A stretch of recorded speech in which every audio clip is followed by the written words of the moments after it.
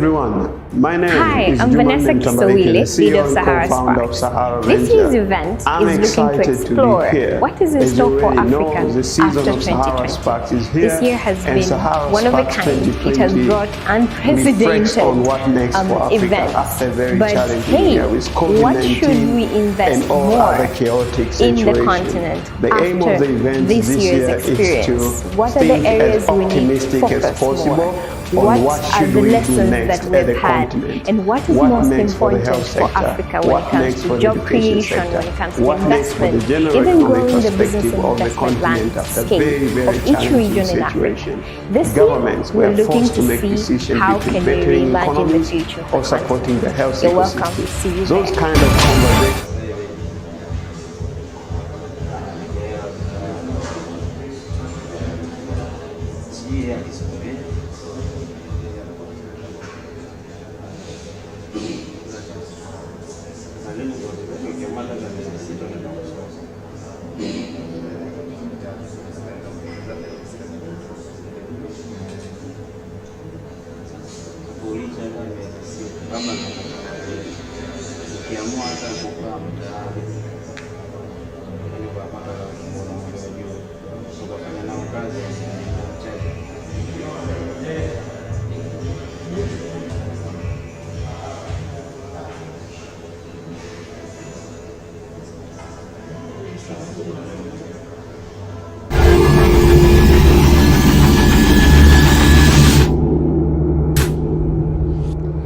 Hello everyone, my name is I'm Vanessa Kisowile, leader of Sahara Spark. This year's event is looking to explore what is in store for Africa after 2020. This year has been one of a kind. It has brought unprecedented events.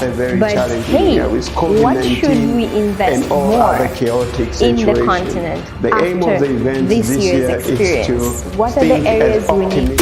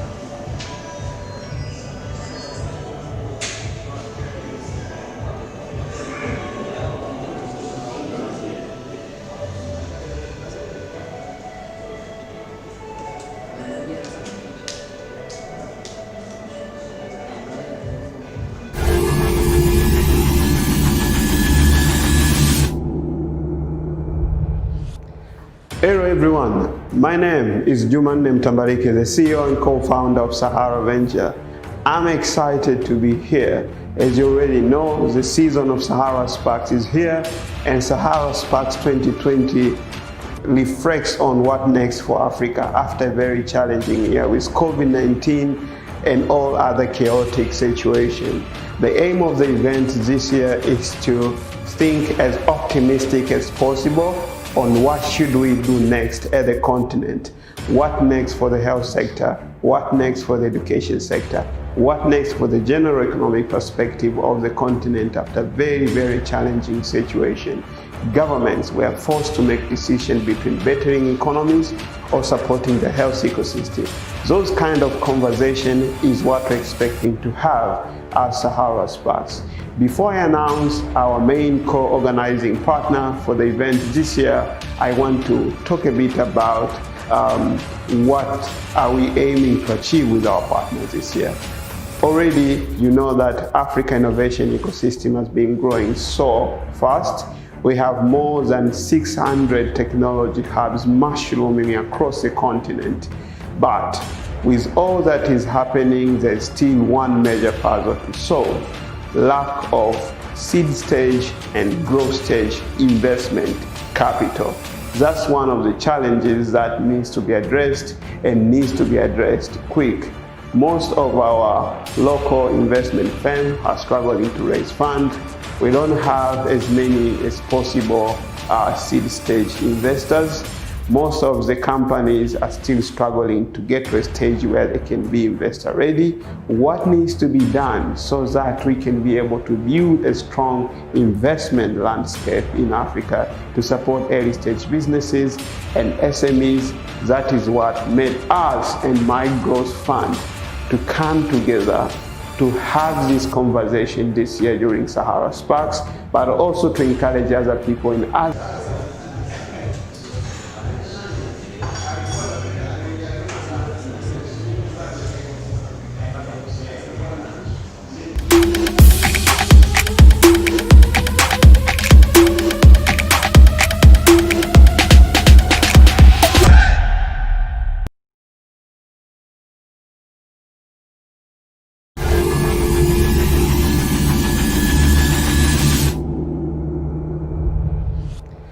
Hello everyone, my name is Jumanne Mtambalike, the CEO and co-founder of Sahara Venture. I'm excited to be here. As you already know, the season of Sahara Sparks is here, and Sahara Sparks 2020 reflects on what next for Africa after a very challenging year with COVID-19 and all other chaotic situations. What next for the health sector? What next for the education sector? What next for the general economic perspective of the continent after a very, very challenging situation? Governments were forced to make decisions between bettering economies or supporting the health ecosystem. Those kind of conversation is what we're expecting to have as Sahara Sparks.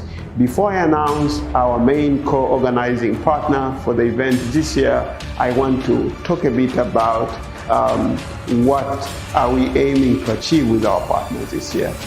Already, you know that Africa innovation ecosystem has been growing so fast. We have more than 600 technology hubs mushrooming across the continent. But with all that is happening, there's still one major puzzle to solve: lack of seed stage and growth stage investment capital. That's one of the challenges that needs to be addressed and needs to be addressed quick. Most of our local investment firms are struggling to raise funds. We don't have as many as possible seed stage investors. Most of the companies are still struggling to get to a stage where they can be investor ready. What needs to be done so that we can be able to build a strong investment landscape in Africa to support early stage businesses and SMEs? That is what made us and My Growth Fund to come together to have this conversation this year during Sahara Sparks, but also to encourage other people in other ecosystems in Africa to come on board with us. Please don't miss a chance to have this conversation with us this year. We are looking forward to see you at Sahara Sparks 2020, Africa Beyond 2020. Thank you.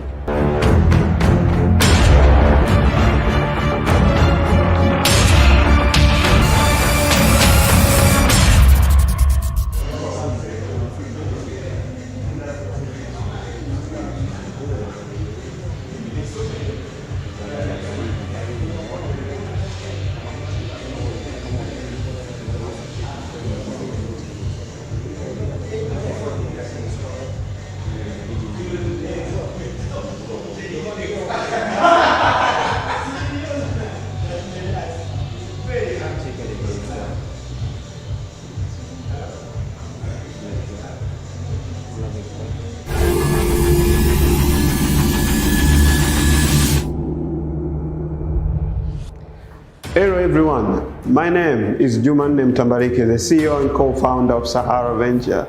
I'm excited to be here. As you already know, the season of Sahara Sparks is here, and Sahara Sparks 2020 reflects on what next for Africa after a very challenging year with COVID-19 and all other chaotic situations. The aim of the event this year is to think as optimistic as possible on what should we do next at the continent. What next for the health sector? What next for the education sector? What next for the general economic perspective of the continent after a very, very challenging situation? Governments were forced to make decisions between bettering economies or supporting the health ecosystem. Those kind of conversation is what we're expecting to have at Sahara Sparks. Before I announce our main co-organizing partner for the event this year, I want to talk a bit about what are we aiming to achieve with our partners this year. Already, you know that Africa innovation ecosystem has been growing so fast. We have more than 600 technology hubs mushrooming across the continent. But with all that is happening, there's still one major puzzle to solve: lack of seed stage and growth stage investment capital. That's one of the challenges that needs to be addressed and needs to be addressed quick. Most of our local investment firms are struggling to raise funds. We don't have as many as possible seed stage investors. Most of the companies are still struggling to get to a stage where they can be investor ready.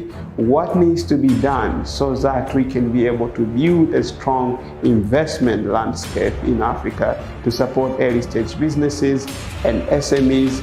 That is what made us and my growth fund to come together to have this conversation this year during Sahara Sparks, but also to encourage other people in other ecosystems in Africa to come on board with us. Please don't miss a chance beyond 2020. Thank you.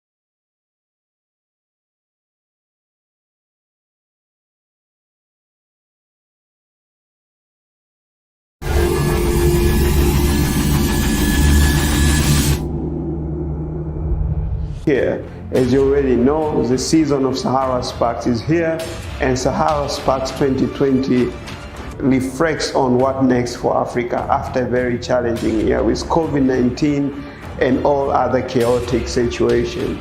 The aim of the event this year is to think as optimistic as possible on what should we do next at the continent. What next for the health sector? What next for the education sector? What next for the general economic perspective of the continent after various things? Those kind of conversation is what we explore our partners this year. Already, you know that Africa innovation ecosystem has been growing. We have more than 600 technology hubs mushrooming across the continent. But with all that is happening, there's still one of the challenges that needs to be addressed and needs to be addressed quick. Most of our local investment firms are struggling to raise funds. We don't have as many as possible seed stage investors. Most of the companies are still struggling to get to a stage where they can be investor ready. What needs to be done so that we can be able to build a strong investment landscape in Africa to support early stage businesses and SMEs? That is what made us and My Growth Fund to come together to have this conversation this year during Sahara Sparks, but also to encourage other people in other ecosystems in Africa to come on board with us. Please don't miss a chance to have this conversation with us this year. We are looking forward to see you at Sahara Sparks 2020, Africa Beyond 2020. Thank you.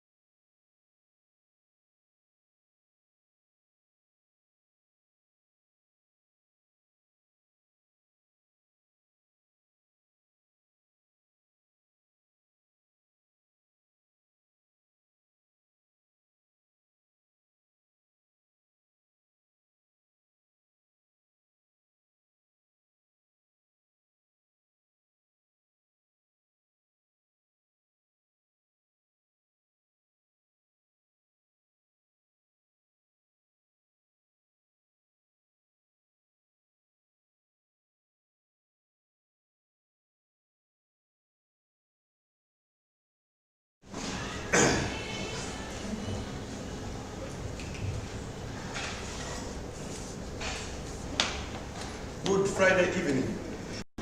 Mambo vipi? Well, this is very good. A lot of young people. Means we are ready, au si? Sasa. Karibuni sana Sahara. Wangapi ni mara ya kwanza kuja Sahara? Mara ya kwanza kufika hapa. Okay, that's good. Manake tumetengeneza watu wa new friends, so this is really nice. Yeah, so what is Sahara Ventures? So Sahara Ventures sisi tunafanya vitu vitatu vikubwa. Cha kwanza tuna events tuna organize kubwa sana kila mwaka inaitwa Sahara Sparks. Tumekuwa tunafanya hivyo tangia 2016. It's more of a marketplace ambayo inakutanisha innovators, entrepreneurs, decision makers, investors, and different people who are passionate about innovation, technology, entrepreneurship, and socio-economic development. Lakini tuna kitu kinaitwa Sahara Accelerator. Ni hapa mlipo. We have two kind of approach ya kufanya hiyo accelerator. We have what we call corporate sponsored accelerator program, where we work with different corporate partners to design different accelerator cycles to support early stage businesses, especially when you promote corporate innovation. But also we have what we call venture-backed accelerator, where we work with post-revenue businesses, help them to get investor ready and raise investment from regional and global investors. Finally, we do a lot of consulting work around innovation, technology, entrepreneurship, and future consulting. So, Tanzania is one of the very few companies about tunafanya activities za AI, nini, we look at how the market is happening, blockchain, and vitu kama hivyo. So we are very excited to have you here today, and in front of you we have Dr. Hassan. My former boss, my friend, my mentor, my colleague. We have so many things that are kind of alike. Since the first day we met, I knew this is the right person to me. Because I had a chance to learn a lot of things from him since 2012. Buniba. Kwa hiyo, one thing which I know he has always been doing throughout his career is to try to build Tanzania innovation ecosystem, bringing different fairs, bringing different partners, working with universities, program kama the exchange za TAFIN, kupeleka academicians wa Tanzania, Finland, kusoma, kurudi, supporting establishment of innovation hubs in and outside Tanzania,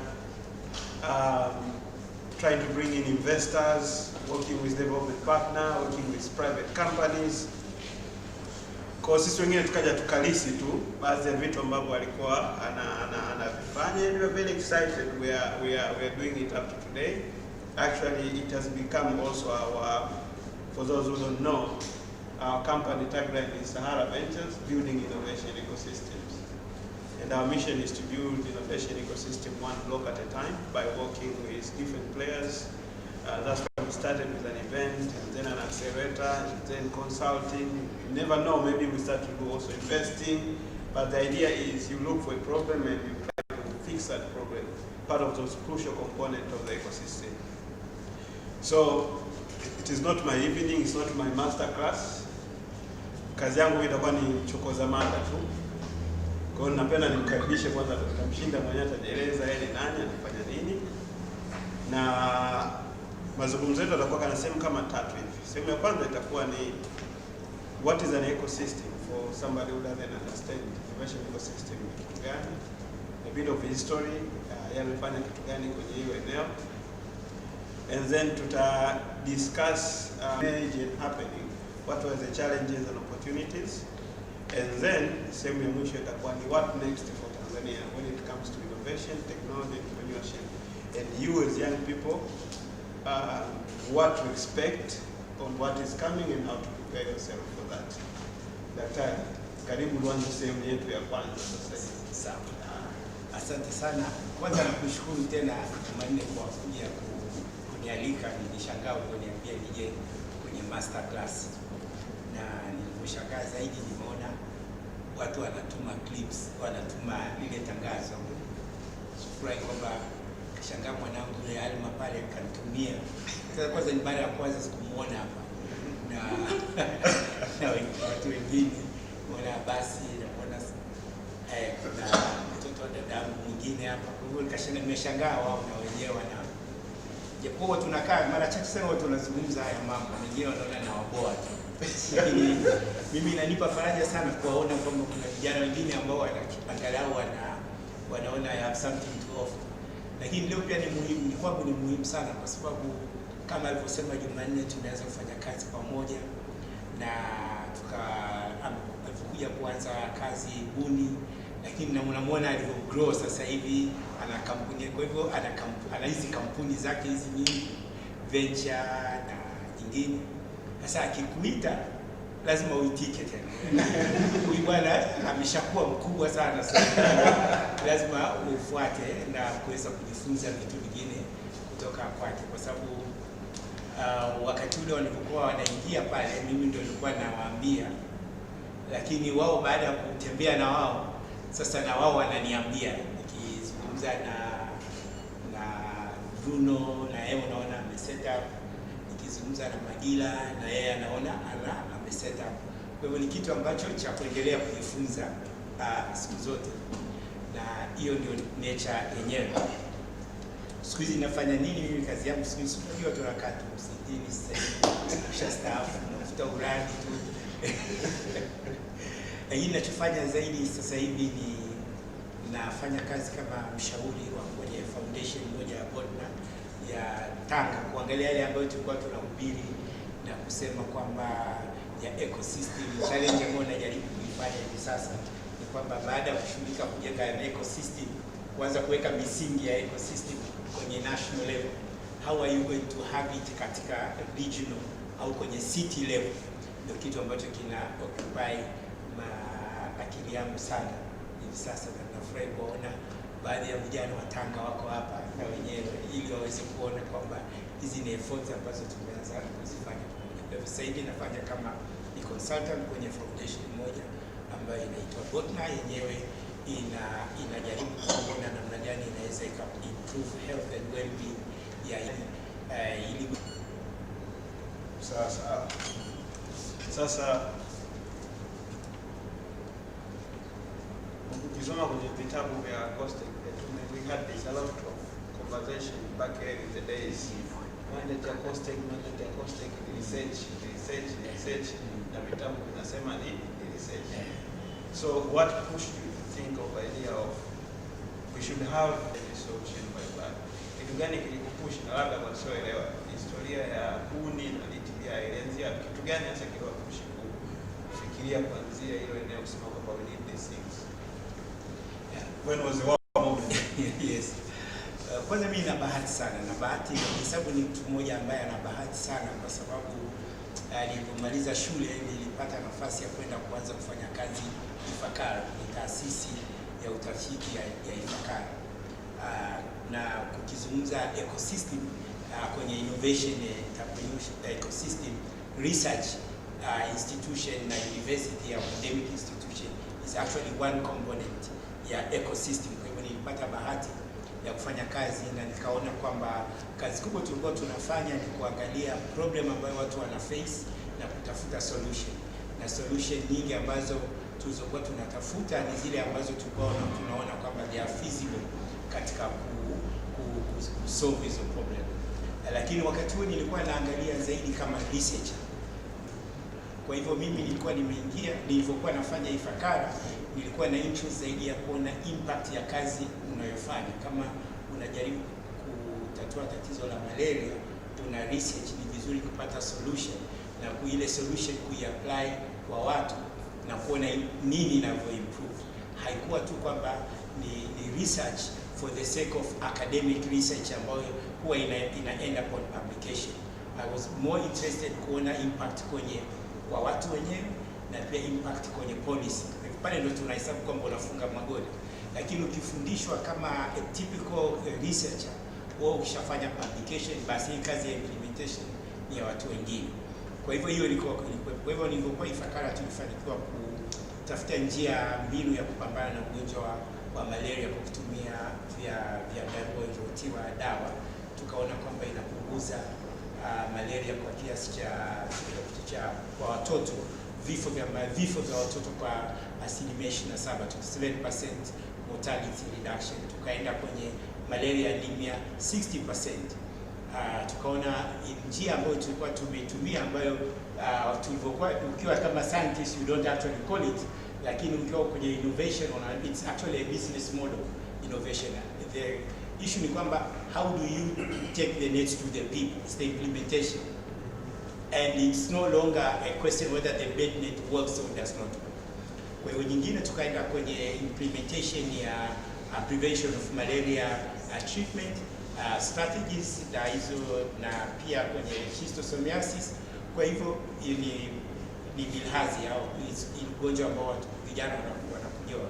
Kwa hivyo zile tools ambazo tumedevelop wakati ule zilikuwa recognized na WHO na zinatumika sasa hivi kwenye nchi mbalimbali za Afrika. Hazikuleta revenue kwenye organization. So it was a social good. It was a public good. Okay. Lakini it was a public good wakati idea ya social entrepreneurship au social innovation ilikuwa haina. Lakini kwa bahati nyingine nikatokea kwamba nikachaguliwa kuja hapa COSTECH kama mkurugenzi mkuu, na I came at a really the right time, kwa sababu rais aliyokuwepo wakati huo alikuwa anazungumza sana masuala ya innovation, alikuwa anazungumza research na pia ukiangalia nchi nyingi kulikuwa na movement kwenye nchi nyingine za Kiafrika kama Nepal to move from science and technology to innovation. Innovation kwa nini? Kwamba the result is actually from science you generate technology and then you end up there. Kwa hivyo unaona kuna this very common word, the value of death, kwamba vitu vingi ambavyo vilikuwa vinatokea katika research institution havikuwa vinapelekwa mpaka kwa end users, lakini wakati ule kukawa na interest ya kuona kwamba namna gani unaweza kufika kwa end users. Na nilivyochaguliwa tu mimi, baada ya kama about 2 weeks, rais alikuja kutembea katika kituo cha Ifakara nikiwa bado na mguu mmoja Ifakara na mwingine huko COSTECH, na niliweza kupata bahati ya kumsikiliza yeye mwenyewe vision yake, kwamba kueleza kwa nini amekuchagua wewe uende ukafanye nini na uende ukafanye nini. Kwa hiyo nikajua kwamba hii sio tu ni post ya unakwenda pale unakaa na occupy a desk halafu baadaye unaondoka. Na hii nikajua kwamba ana interest yeye mwenyewe kujua what is going. Kwa hivyo ilikuwa I think that was the best moment to be in that position. Hakuna wakati mwingine wowote mwingine ambapo unaweza ukawa kwenye position ambayo you are sure kwamba the head of the state he actually expecting you to do something. Kwa hivyo ilikuwa ni rahisi hivyo. Kwa hivyo ikawa sasa mimi ni swala la kukaa na kufikiria what to do. Na ya kwanza ambayo nilikuwa nimeona alipokuwa anahutubia pale Ifakara mara hizo akasema kwamba alifanya visit za kwenda nchi mbili, Korea na Stanford University. Akaona kwamba Korea, alishangaa kuona namba kubwa ya PhDs ambao walikuwa pale Korea, kwa sababu alikuwa anajua siku zote when you have a big number of PhDs ni kwamba you are teaching. Lakini ameenda Samsung akaona kuna big number ya PhD, wakamwambia kwamba wao wanachokifanya ni research na wanafanya innovation, na zile innovations ndio asset zao, ndio utajiri wao mkubwa. Na akapata pia kujua history ya development ya science, ya technology, contribution ya science and technology kwenye industrialization ya Korea. And then he went to Silicon Valley, Stanford University.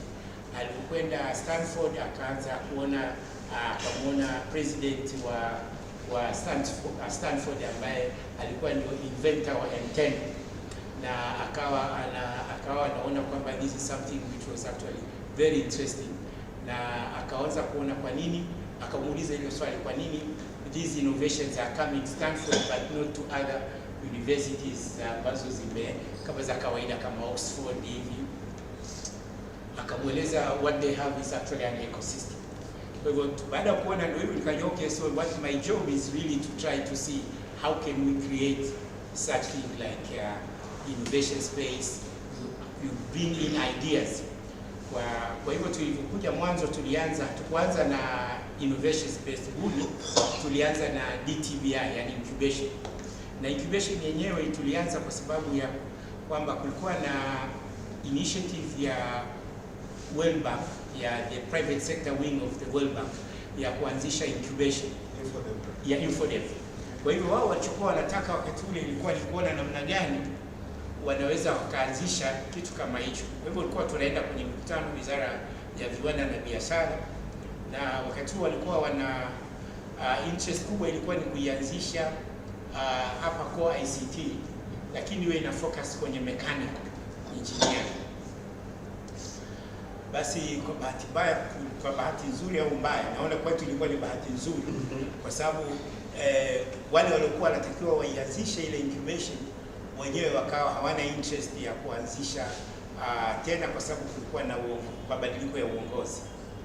Na hilo wakati huo nilikuwa pia naendelea kufanya kazi kuona kama nafasi ile ilikuwa inakutaka kama wewe ndio mshauri mkuu wa serikali wa mambo ya sayansi na teknolojia.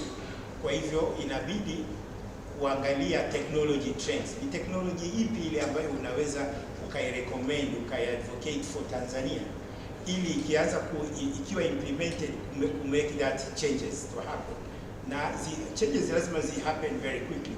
Coincidentally, serikali ilikuwa inawekeza kwenye mkongo wa taifa, kwenye national backbone, na pia kulikuwa kumeanza masuala ya penetration ya mobile phone. Kwa hiyo tukaona kwamba sisi wajibu wetu sasa ni kuangalia namna gani innovation inaweza contribute to that idea. Kwa hivyo ilikuwa ni swala la alignment kati ya national policy na what is happening. Kwa hivyo nikawaambia InfoDev kama tungeanzisha incubation kwenye ICT, sisi tungekuwa interested kuhost.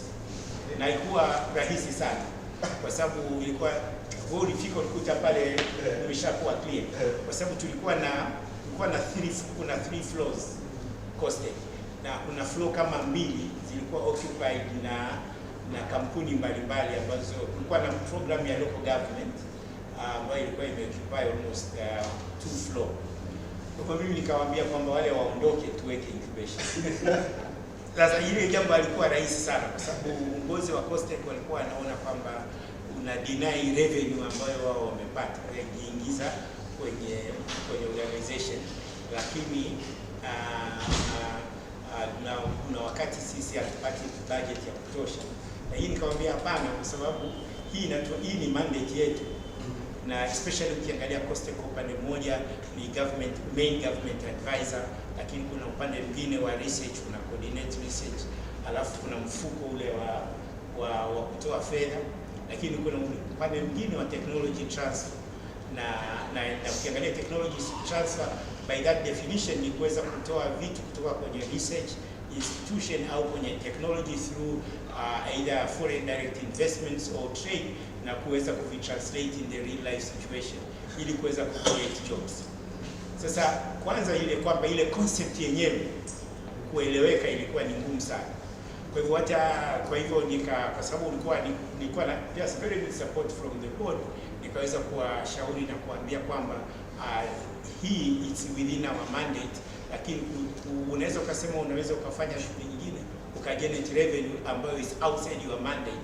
Kwa hivyo tu focus kwa kitu ambacho kwenye mandate, na tuweze sisi wenyewe kuweza kujua how to support companies, how to support startup.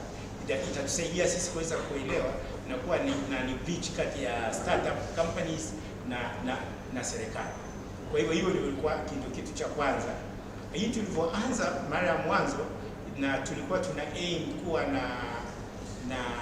na middle level companies ambazo zenyewe zimeanza kugenerate revenue, na tulikuwa tunataka sustain DTBI. Tukaona the best thing ni kwamba kwa muda wa mwaka wa kwanza na wa pili na wa tatu tukawapa make a contribution kwenye running cost, lakini wenyewe tukawaambia after 3 years lazima waanze kujisustain. Lakini kwa bahati mbaya zile companies ambazo zilikuja ni zile ambazo zilikuwa sio za kugenerate big revenue ili waweze kupay loyalty to the incubation program. Kwa hivyo ikawa ile haiwezekani. Demand kubwa ilikuwa kwenye early stage. Sasa kwenye early stage hatukuwa na solution isipokuwa ni fortunately kukawa na program ambayo ya wa Finland walikuwa wanataka kuanzisha program, wakaja kuzungumza na sisi, tukamweleza hiyo program kwamba we have an incubation lakini we don't have many companies apart from Max Malipo. Kuna wengine wachache tu ndio ambao walikuwa wanaonyesha interest, lakini tunaona demand kubwa ipo huku chini kwenye innovation. Kwanza ni kustimulate the innovation na pia kuanza create innovation space through the Finnish program, ndo tukafikiria kuanzisha innovation space na ndio tukaanzisha Buni. That's where the Buni actually how it started.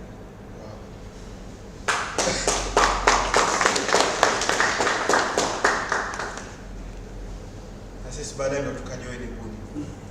Ile Jumani wakajoin Buni, ndio story yetu ilianza. Lakini the part ambayo ilikuwa very interesting mimi kuelewa kwanza ni kwamba tumeanzisha innovation space. Jengo lipo.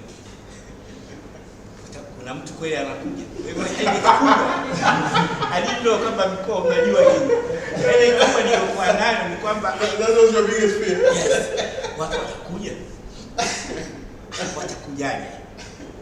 So this was a very big challenge for me. Na kwa sababu nilikuwa napigwa vita sana kuanzisha kitu kama hicho. Bwana huyu bwana hii amefanya mambo gani anatuletea sisi? Kwa hivyo nikaona kwamba it was a very good opportunity kwa sababu tulianzisha zile event zile za Mondays zinaitwa ni Mobile Monday. Tukaita tukaanza kuweka drinks. Tunaanza kuona watu wanakuja ile culture kuja taratibu na build culture community, unaanza kubuild up community bila kupiga kelele. Unaona watu wanakuja, siku nyingine wamekuja wengi. Basi mimi kwanza ilikuwa ni kuangalia kwamba wanakuja. Yeah, so for those who don't know, so we are hired without a job description. It's very interesting. So unaanza kazi, unauliza sasa kazi yangu, you figure out what you want to do. Yeah. This is an innovation space. So it was so weird. Kwa KPI zangu zipi, like how do I assess kwamba nafanya kazi yangu watu wakiwa wanakuja. Kwa we used to make a joke and apply running an innovation space. It's like running a bar. Na position ilikuwa moja. Major success. Position ilikuwa moja. Sasa baada ya moja nakumbuka yule technical advisor akaja kwangu akaniambia I think we have only one position. Lakini Christina, lakini kuna 2 candidates ambao tunaona ni wazuri sana. Unaonaje tukiwachukua wote? Tuwachukue tu. Because I knew we are in the risk business. Kwa sababu hata mimi mwenyewe nilikuwa sielewi, lakini tukizungumza innovation space nilikuwa na bahati. Tulikuwa na mtu mmoja ambaye alikuwa ametokea Rwanda. Actually watu ambao walikuwa wameplay very important role kwenye transformation ya Rwanda kwenye technology, wawili walikuwa wanafanya kazi Coastal. Kwa hivyo tulikuwa tunazungumza nao, tunasema this is great idea. Kwanza walipojoin walikuta sisi tunaendelea, so they were very surprised kuona kwamba tuna idea kama hizo. So that was very good though. Tukaanza Buni. Yeah. No, it's very exciting. So I remember in the early days of Buni, so we did like a survey with Brian, asking people like, why are you coming to use Buni? And the answers are very fascinating. Wengine anasema say hapa kuna internet kali sana. This is a perfect place to come to download movies. Mwingine anasema it's a very good place to come to take pictures. This place is so nice. And see yani hapo ukiwa umechoka ukipita. So it's the early days of the ecosystem actually. The understanding of what an innovation space is. It was totally not there. But the good news was it naturally started to evolve into something really good. Hata si wenyewe it take us I think like a year just to figure out what are we doing there. Tunakumbuka ile siku unakuja ukuta tumevunja kila kitu mpaka sema uko so shocked.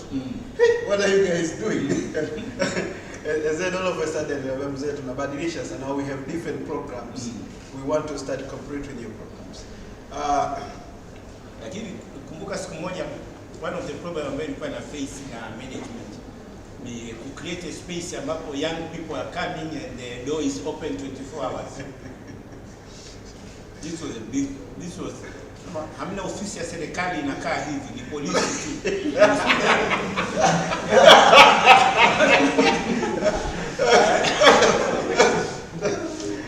Nakumbuka nilikuwa naniita kila saa, naniita watu wa HR, asema wamekuja watu hawajachana nywele, wamevaa malapa hapa, hii taasisi ya umma bwana. Wanakuja na wasichana, wanaingia nao wanakaa. So it was really complicated, but the good news is those are like the early days. The perception slowly start to change. Walianza kuona watu kama kina World Bank sasa wanakuja wanafanya projects na kundi watu na nani wanakuja. Now slowly they were like, okay, now kumbe this thing is meaningful and transformative. I think the peak ilikuwa ni ile when Buni was mentioned kwenye parliament. Na waziri kwamba vijana zaidi ya 5,000 wanasaidiwa pale na nini na stories za malipo and everything. Lakini the story ambayo ilikuwa interesting kwangu baada ya wale wa Finland Christina aliniashua kwamba usually it's like this. Kwa sababu pia ukiangalia akanieleza namna Finland walivyoanza ile university ilikuwa Aalto University, ni wanafunzi wenyewe walikwenda Silicon Valley, na baada ya visit ya Silicon Valley wakaja wakawaomba administration kwamba kuna jengo ambalo halitumiki, walikuwa wanaliomba wao startup sauna, wakalichukua na wakapewa wanafunzi, wakaanza ku create vile wanavyotaka wao. Asema this is exactly what happened in Finland. Angalia wa vijana watafanya nini. Kwa hivyo sisi tuliwapa kwamba hebu angalieni hawa vijana watafanya nini. Are they going to do like the film? Kuanzisha startup sauna au vipi? Kwa hivyo tukawa tunawaangalia tu. Bwana mtu akaniashua mimi kwamba wewe don't worry, everything will go well. So the Silicon Valley way, move fast and break things. And I think that is extremely important kwamba tunaiface hiyo changamoto sasa hivi. Culture yetu I feel kama iko very serious na masuala ya fedha. Na fedha inachukuliwa kama tatizo kubwa sana. People are not allowed to fail. They are not allowed to try new things. You cannot be innovative if you're not trying new things, if you're not doing those series of iteration. Nadhani kama kuna gift kubwa ambayo tuliweza kuipata Buni, ambao mpaka kesho kutwa I think it's one of the best gifts I got in my career, is the fact that you worked with people who are ready for you to make mistakes and try new things. Actually, unaenda kuzungumza mtu anasema mimi msikopi chochote, just start whatever you want to do. Remember that those are the kind of exact words Christina used to use. Na ile siku ambayo tulienda kwenye interview na mtaniaga Brad mpaka leo, it was the most interview I've ever seen in my life. Kwa sababu Brian alikuwa amevaa t-shirt ya blue, laba nyeupe na suruali ya kitambaa, ndio anaenda kwa interview. Sasa tumetoka na kutana nje, I didn't know who the Brian, na mimi na yeye hajajua mimi ndio Jumanne, ndio bwana kwa kuna interview kuna kama umetoka kwenye interview kwa hivyo ushafe. It doesn't matter much. I was talking to those people, they look like they know what they're doing. Go come and they're looking for content, we are the right people. Thus eventually then that news of 2 people being selected for a post of 1 person came out. It was so exciting, and then we meet and we're like, okay, now we have this job, so what next? We went to Christina and said, like, what are we supposed to do? Like, I don't know. The space is down there. Go do your thing. Like, okay, how does this work? To just attach it to I don't know. You just go and do your thing. So it is very exciting. And to be honest, until that time, I was a software engineer, getting into innovation. You're getting me. Now I'm getting into innovation. How do I start? I think that's the time when we find a lot of massive open online courses in my life. I think last year I did more than 30 courses on innovation. just to transform myself from being a software engineer to an innovator. So cutting long story short, muda umeenda sasa. Nakumbuka we had a conversation something is forming up like naturally in this place. Out of a blue, it was a discussion about, okay, hapa tunaona kuna TTCL, tunaona kuna Vodacom, tunaona kuna Airtel, kuna Costek, kuna National Data Center baadaye, na Tigo na wengine wakaanza kuhamia, na kusema okay, this is becoming like a district of Dar es Salaam ya technology. But I don't want to start there. Nilikuwa na Google nikakuta kumbe mshaanza kufanya kitu kinaitwa Rafta. Rafta City. Yeah. Kumbe mambo sisi wakina Mshinda shanzaga mingi sana. Sisi tunalinga tuna Silicon Valley. Can you tell us a bit about Rafta and what are you guys trying to achieve? Wakati ule wa kuwa na, kwa sababu it was a very interesting idea, kwa sababu ni idea ilikuwa ni mara ya kwanza kuwa hapa Tanzania. Hata kwanza sijua Rafta ni nini? Kwa wale ambao wamesoma historia ya Tanzania, kwa wakati ule kulikuwa na biashara ya kati ya China, Persia, ni Uajemi au Iran na nchi za Kiarabu na Tanzania. Kulikuwa na wanafanya biashara, tunachukua viungo, wanatuletea nguo au wanatuletea hizi sahani na vyombo mbalimbali. Kwa hivyo kulikuwa ni biashara ya Arabuni ambayo ilikuwepo ya kati ya pwani ya Afrika Mashariki na Arabuni na China na Persia.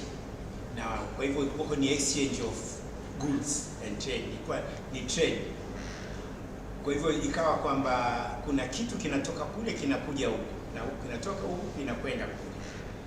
Tukasema ili kuwakumbusha historia ya kitu kama hicho, arrival ya national backbone ya technology kama mkongo wa taifa au mkongo wa baharini una facilitate that exchange ya trade, na kwa hivyo sasa badala ya kufikiria kufanya trading kama inavyokuwa wanaofanya trading ya zamani, ni wakati wa kufikiria trading kwa njia nyingine.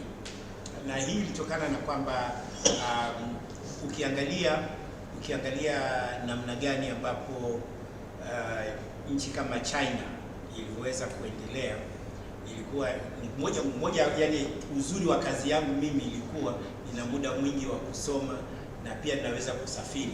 Naweza nikasafiri kwenda kuangalia mimi mwenyewe. Kwa hivyo ukiangalia China iliwezaje ikaendelea kwa kasi, kwa kasi ile ilikuwa ni baada ya kiongozi wa China ambaye ni Deng Xiaoping kukubali kuitoa Shenzhen kuifanya kama ni special economic zone, ambapo kuna investors wanakuja wana bring in technology wao kinachowavutia zaidi ni the market ya 1 billion people. Kwa hivyo walikuwa wanakuja pale na wameanzisha makampuni especially kwenye electronic industry ya kuweka hizi assembling plant kwa ili watu waweze kujifundisha. Kwa hivyo ikawa is one way of accessing technologies from outside ili create technology diffusion kwenye nchi yako, kwa sababu si tukaona kwamba hatuwezi si tukaendelea kama vile kama Europe au America, ambapo wao kwa muda mrefu sana waliinvest kwenye basic science, na baada ya kuinvest kwenye basic science wakaona kwamba ni namna nzuri sasa ya kwamba wana move, alafu kunakuwa na technology diffusion. Au ukiangalia ile first industrial revolution namna ilivyokuwa imetokea, na second revolution na third revolution. Kwa nchi kama Southeast Asia walikuwa wanajaribu kutafuta shortcuts. Of course huku wengine walikuwa wanaweza wakaiba, lakini uzuri wa China walikuwa ni wepesi sana kujifunza, na walikuwa na very loose laws kwenye sheria ambazo za intellectual property ambazo ziko very loose. Kwa hivyo ikatoa ile nafasi ya wao kuanza kuacquire zile knowledge na kuanza kufanya imitation kabla hawajafanya, na imitation ambazo walikuwa innovation. Kimoja ambacho walikuwa wanakifanya, walijikita kwenye process innovation, kwamba namna gani ya kuproduce something it's not completely new, we produce it at a cheaper rate. Ndio maana unaona saa nyingine tunapata matatizo na product ambazo zinatoka China, lakini ile ilikuwa kwenye namna ya kuweza kuona kwa kuanza. Kwa hivyo ukaona kwamba hizi special economic zone ni maeneo ambayo muhimu sana, ikiwa unaweza ukayalink na local economy. Kwa hivyo na especially kama ukiweka incubation au research, university or research institution karibu na hapo. Kwa hivyo hiyo ikaanza kuona kwamba je, ni nchi gani nyingine wanajaribu kufanya approach kama hiyo. Tukaanza kuiona pia iko Singapore, tukaona wenzetu hapa wa Egypt, Cairo, Misri. Tulipata bahati ya kutembelea kitu ambacho wanaita smart village, ambapo tupo ni eneo maalum limetengwa, ambapo una attract foreign investment, lakini unaweka na university ili ile technology diffusion take place. Na hii ni muhimu sana kwetu sisi, kwa sababu sasa hivi ukiangalia discussions zinazoendelea kati ya attract investment kwenye special economic zones, kwa mfano kama kwenye oil and gas, unasikia watu au kwenye minerals, watu wanazungumza zaidi local content. Local content ni nini? Sisi wazao tutashiriki vipi? Hii tunashiriki pale vipi? Tunachoshiriki pale labda nani atasupply kuku, nani atasupply maziwa, nani atasupply nini? Ndio hizo social local content unaisikia sana na vizuri tena. Nyinyi unafikiri through Tanzania Business Association, ni Tanzania Startup Business, nafikiri kwenye Business Council lazima uanze kuleta hii discussion ambayo itakuwa ni very interesting, kwamba tunachotakiwa ni kuchukua technology ili ni ile know how diffusion yenyewe, na sio kwamba nani atasupply maziwa, nani atasupply kuku. Ile njia ambayo hatuwezi kufika mbali sana tukitumia approach kama hiyo. Kwa hivyo kulikuwa na mpango wa kutengeneza hii economic zone hii ya Bagamoyo, na pale kwa bahati nikaleta hii idea kuanzisha data center. Data center kwa nini? Ni kwa sababu niliona kwa sababu ilibidi muda, mimi sijawahi kusoma IT hata siku moja.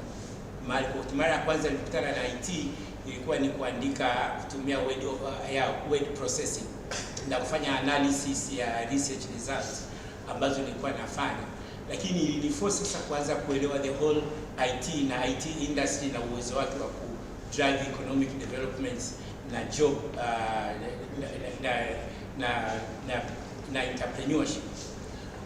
Kwa hivyo ikabidi nijifunze biashara moja ambayo inaitwa data center. Data center ni kwamba unakuwa na mahali ambapo una store data, na zile data zinakuwa owned na different companies. Na nilivyokuwa nafanya na tunazungumza hiyo data center, kwa bahati kukawa na mtu mmoja wa Sicom, tumeanza kufanya naye discussion, tukaona kwamba kuanzia Durban, kuanzia South Africa, this part of the East Africa, hakuna data center. Tukaona kwamba je, tunaweza kuweka data center, tukaona kwamba inaweza increase a lot of revenue from foreign exchange, lakini tuweke kwenye sehemu ambapo tutaweka pia incubation, tutaweka pia na hivi vitu vingine kama universities kwa ajili ya ile interaction yenyewe.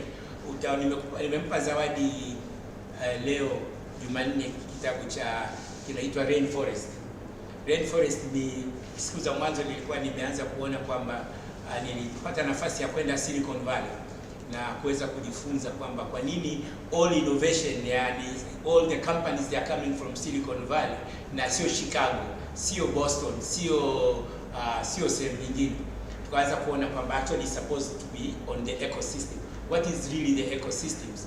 Kuna issues companies kama entrepreneurs kama nyinyi, kuna issue ya university. Ukiangalia Stanford University ambayo tena bahati nzuri Mheshimiwa Kikwete naye alikuwa anafikiri sababu idea yake ya kuanzisha University of Dodoma, ukimsikiliza kwenye hotuba yake alikuwa anaizungumza wakati anafungua University of Dodoma, alikuwa anaanzisha university ambayo ilikuwa kwenye ni fourth generation university, lakini kilichotokea ni first generation university, sio ile fourth ambayo alikuwa anazungumza kuwepo na Chimwaga Valley.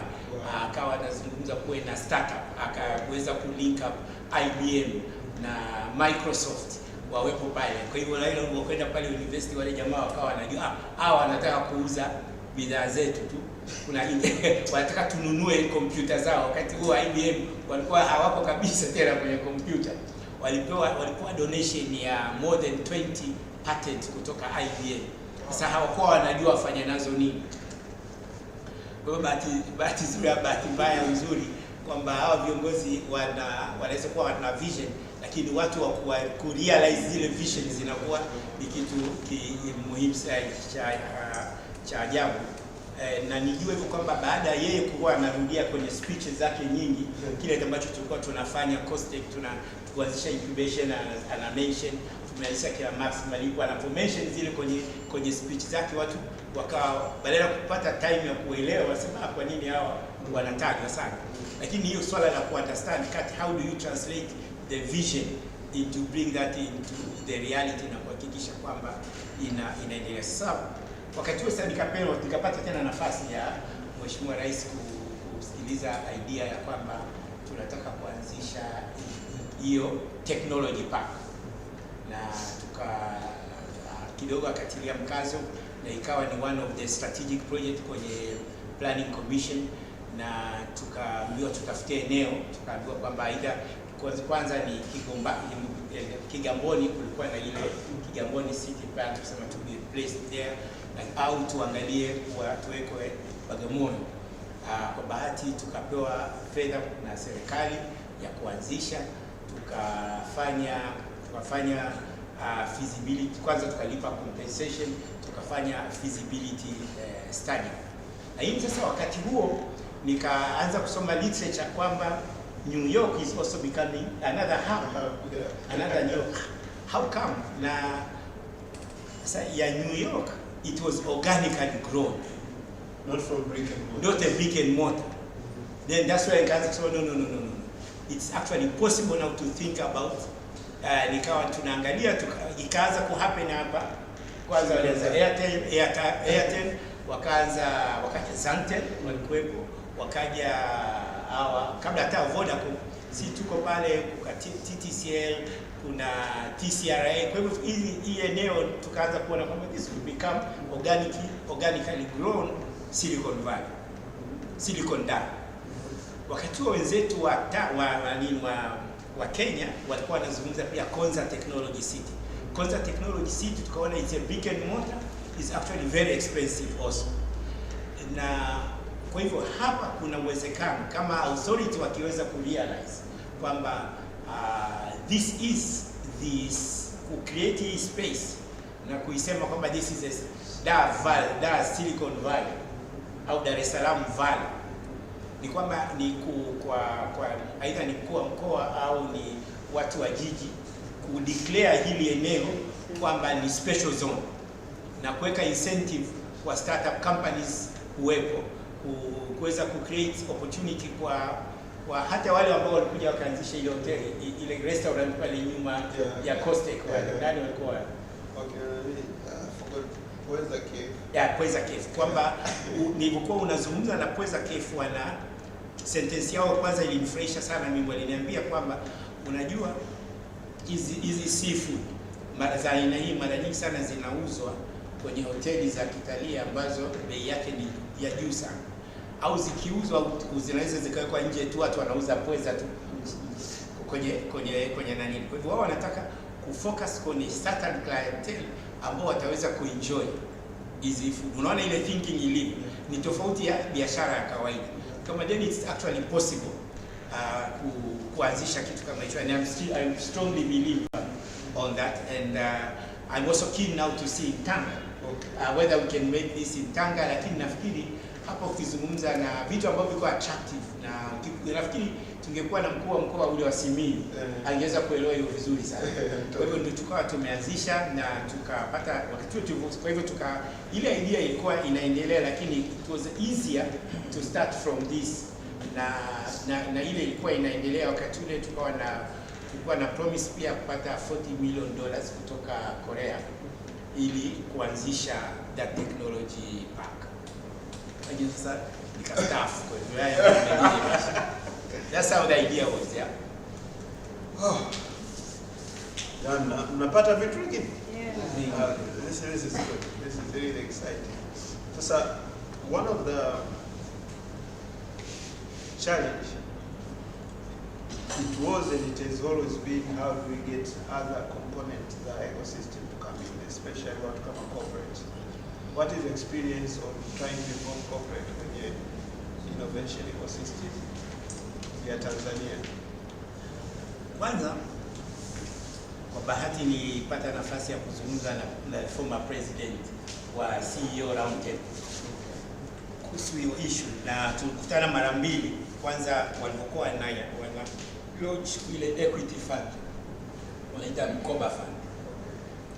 Thinking iliyokuwepo haikuwa ile kwamba, na hiyo ndio nafikiri kazi kubwa ambayo yeye Jumanne mnayo ya kuambia watu waelewe startup ni nini na innovation ni nini, kwa sababu watu wengi kama unavyoita born before computer, they don't understand these issues, na wanavyomuona mengi, wanavyomuona Bakhresa, hivyo ndio wanaona wajasiriamali. Lakini startup is a completely different creatures. Hawa ni watu ambao kwanza they are thinking in terms of innovation. Most of the startups are driven by young people who do not have capital. Lakini unaweza ukashangaa kwamba capital zinazozungumzwa zaidi ni zile za vikundi na sio zile ambazo zita promote, ni biashara zile ambazo mara nyingi ni za survivalist, kwamba mimi sina kazi naweza nikaingia. Na wakati mmoja ambacho nilikuwa nimefurahi sana kwamba tulikuwa tumeanza hii idea ya kuwa na startup companies, tulishafikia companies zimefika mpaka kwenye IPO. Yani IPO kuingia kwenye Dar es Salaam Stock Exchange. Maxcom alikuwa amefikia hatua ya kufika sasa kwenye Stock Exchange ya Dar es Salaam. It was the first major exit. It was the first major exit kwenye dunia ya innovation. Hiyo ilikuwa ni biggest achievement unicorn, kama hivyo wanazungumza. Kwa sababu kwanza swala ni kuelewesha watu wengi ili waweze kuelewa ni nini. Na pia kwa new startup companies pia it's a challenge. Akianzisha kampuni yake anataka afe nayo. Wakati baada anaweza akaiuza ile kampuni akaendelea pia kwingine akaanzisha nyingine. Kwa hivyo hiyo ni jambo jingine ambalo tunabidi kuifikiria sana. Kwa hivyo usianzishe kampuni ukasema hii ni ya kwangu nataka kuifikia, nataka, kwa sababu bado wana hiyo mentality. Kwa hivyo hiyo pia inabidi tuibadilishe.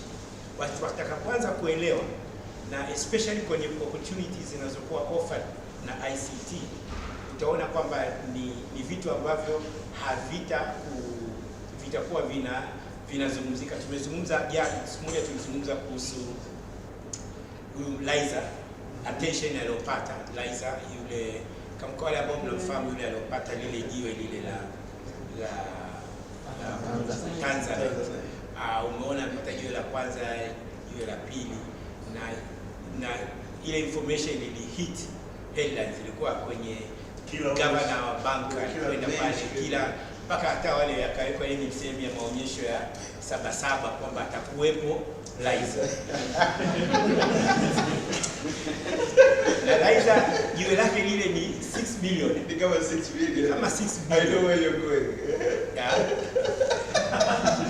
Atokea kijana mmoja tulikuwa naye hapa katengeneza habari ya Copa Gas akauza 65 billion. Haikuwa news. 65 billion sio news. 6 billion ni news. Leo tofauti yake hapo. Ndio maana nyinyi ni vijana, wazee hawezi kuelewa. Ndio maana wazee hawezi wakaelewa hili, kwa sababu that is the new, that's a knowledge economy. Na that's a knowledge economy, na kitu ambacho ni very interesting ambacho nafikiri itakuwa ni vizuri ninyi mkikaa kwenye business council muizungumze ile safari yake ya kuuza na barriers ambazo wanazozungumza. The barriers ambazo alizokuwa ameface kabla ya kuweza kuwa anauza kitu kama kile. Na the exit anafanya kitu. Na yeye sasa ameshaiuza ile kampuni, anashughulika na kitu kingine. Hawezi kuwa kama Bakhresa kila siku kutengeneza unga wa chapati. Wewe hizi msiende huko. Msiende huko. Au sio? Sasa itakuwa ndio hiyo tu leo. Halafu aki-innovate kingine, anaanzisha TV, aki-innovate tena kingine, anachukua labda ndege nini, there's nothing about which is earth moving. Kwa hivyo na ni kureplicate tu zile kampuni nyingine ambazo zinazoonekana na kuwauzia wale watu maskini kabisa. Unaweka kwenye small kwamba hata maji ile ya plastiki yale unaweza ukawekea wakanunua. Startup companies ina characteristic ya kuwa innovative na transformative. Na hii transformation tutakuja kuizungumza on the what's next. Lakini hivyo ndio vitu ambavyo tunahitaji sana ku-change mindset ya watu wetu wengi ili waweze kuelewa na pia waanze kuona kwamba ku-create enabling environment kwa ile business environment wanaizungumza sio kwa ajili ya startup. Kwa hivyo kuna kazi kubwa sana ya kuelewesha watu na create enabling environment for startups. Okay. So before we move to the last part and then we open up for the crowd for questions. So we talked a bit about Megusa University, Megusa government. You touched a bit on corporates. Sasa namalizia kwa sija kumalizia. Kwa hiyo tulifanikiwa kubuild up link kwanza na Siko kwenye ile program. Okay. Lakini nyingine ilikuwa ni Tigo. Okay. Tigo tulijaribu kufanya nao agreement kwamba startup companies zilikuwa zinatoka aidha kwenye DTBI Buni ziweze ku-access kutumia Tigo kama ni test bed, na walikuwa wako tayari kununua kama Tigo backup. Tuka-negotiate, tuka-sign nao MOU ya kuoffer ya ku-provide opportunity kwa ajili ya master students ambao walikuwa startup companies ambao wanataka kujiendeleza. Nafikiri kuna 1 or 2 watu ambao walikuwa supported. One of them you are beneficial of that, was very good. Nakumbuka na yule dada Jacqueline ambaye akawa amekuwepo. Jacqueline alikuwa ni wakati tunaanza kitu kingine ambacho kilinufaisha kwenye Buni. Jumamosi saa 8 kukawa na watu kutoka mjini wanakuja ku create make fellows, wakaanzisha make space ambao ni out of their own curiosity. Jumamosi mchana wanakutana wao wana discuss. Ni kitu ambacho nilikuwa kinanishangaza sana, na watu wote utaona kwamba Buni ndio watu wa mwisho kutoka kazini, ndio wa mwanzo kuingia. Sisi kwa ofisa wenyewe kwa sisi ndio wote tushaondoka, tumeingia mtaani. Kwa hiyo wale Jumamosi unawaona ndio tukaanza kuingiza technology sasa ya digital manufacturing na drones. Kwa hivyo hizo ni vitu ambavyo vilikuwa vinafurahisha.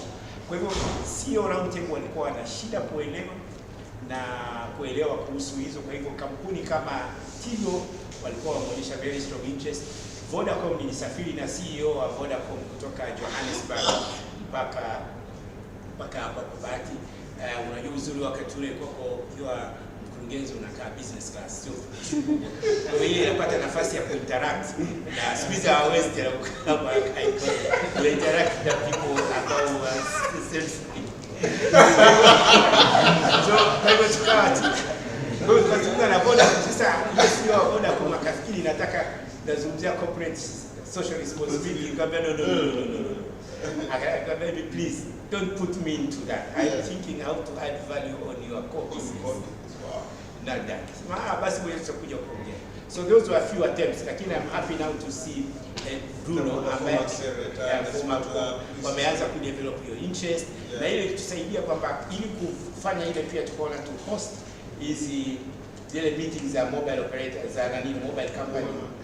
Acha mobile company hii tunafanya Nyerere. Okay, the GSMA conference, kwamba tukihost GSMA conference ita increase visibility ya startup companies zetu na kuonyesha kwa things are not happening only in Kenya but also is happening in Tanzania. Kwa hivyo that's what we made those few attempts, lakini now I'm happy to see kwamba watu wa kwa mfano Vodacom Accelerator wanafanya kazi na Bruno. Unaweza ukaona kina wenzetu hao wengine kama Standard Chartered Banks na wenyewe banking institution wameanza, lakini unasahau kitu kimoja ambacho ni very important. Watu ambao walikuwa na very strong interest ni big companies za Europe. Unakumbuka kwamba ilikuwa na session ya Stanbic walikuja na wafanyakazi wao kama zaidi ya 20 kwa ajili ya ku-explore ku-interact na startup companies. Nokia walikuwa wana very strong interest, Microsoft, na wote hapa walikuwa interest zao kubwa ilikuwa ni kuweza pia ku capture minds za young innovators wa Tanzania. What do they think? Na sasa hivi hata watu wakizungumza mambo ya exploitation, economic exploitation, hakuna mtu anafikiria kwamba wewe kijana una kitu ambacho wewe unakiona ambacho kitaweza kuwa na thamani kubwa sana. Kila siku anafikiria atatoka nje. Lakini wewe kijana uliokuwa hapa, kwa sababu wewe you understand the problem. Na pili, unaweza kufikiria solution. Sasa major corporations corporates za Europe au za global zina interest ya kuinteract na young people, na wanaweka different mechanism kama challenge, wanaorganize ili to understand what do you think, what is the solution. Kwa hivyo wameshagundua kwamba solution they will come actually from not the traditional research and development, they are also coming from the street. Ndio wana very keen interest ya kuinteract na kuweza kuona what is going on. Okay. Two things. Kuna two major issues. Moja ni access to finance. What were the lessons when you kusaidia access to finance? Alafu utamalizia na kuzungumza different players kwenye ecosystem. What do you feel is the role of development partner in the ecosystem? Yes. So access to finance and then development partner. Yeah. Unajua COSTECH tulikuwa tuna mfuko, na wakati ule kwa ujumla tulipewa na serikali almost 19 billion shillings. 19 billion. Lakini regulations za kurun ule mfuko kwa unatakiwa uinvest kwenye human researchers to train researchers. So we train about 500 masters and PhDs. And then improve research infrastructure. So we have improved almost more than 25 research institutions. We funded almost more than 300 or more than 150 research programs. I think we spend very little on incubation. So, and the money was even maybe electricity, there was nothing. So this is how that structure, that mfuko has been structured. Kwa hivyo, my effort ya kwanza ilikuwa ni kujaribu kuhakikisha kwanza mfuko unaongezeka. So when I was appointed, I managed to organize a donor conference and mobilize substantial resources. But when the government came in and put in money, then I also used that money to attract another money. From DFID it was 40 million pounds, and then I had also from Sweden substantial amount of funding. So that was the time when COSTECH had money, which was never happened before. And even so far, they have not yet actually reached that level. So kwa kutoa ule mfuko kama sheria COSTECH ilitengenezwa wakati wa jamaa. Ukimpa mtu mmoja pesa was a problem. Kama umemjua maswali yanakuwa ni mengi sana. Unfortunately, ulikuwa hawafikiri tu ni njema kwamba mbona mkuja hivi. Basi, lakini ule mfuko unaweza ukatumia wale grassroots innovators, wale ambao unasikia wamepewa tu vifaa, wamepata recognition, kama unawasikia wanashindana kwenye ile inaitwa nini Makisatu. Those kind of things. And this is very important when we talk about innovation. Innovation which we are talking is not only to show creativity of the people, but innovation which is going to bring value. Innovation which is going to create economic development. Innovations which is going to create jobs. It's not the kwamba amegundua helicopter, lakini the helicopter which you are having now in your I will never compete with the innovator, with the helicopter which is coming out from anywhere else. Because investment which you need to make that even reach half of that is substantial. So that's why we need to change the mindset of, yes, it's good to have grassroots innovators, because we build up creativity. unataka kuwa stimulate na kuweza pia kuwasaidia. That's one. But it's not the one which is going to be transformative, which is going to have more competitiveness of our nation, so or in a firm. So that one you need a completely different. But what is actually, if you look at the return of investment, one company alone, which Max Malipo, by that time, what they did in terms of increasing revenue to the government, it is 3 times the money which we were given. One. As an institution. As an institution. One. Wow. Wow. Wow. The amount of money which they paid to the government was almost, it surpassed what we were getting in a year.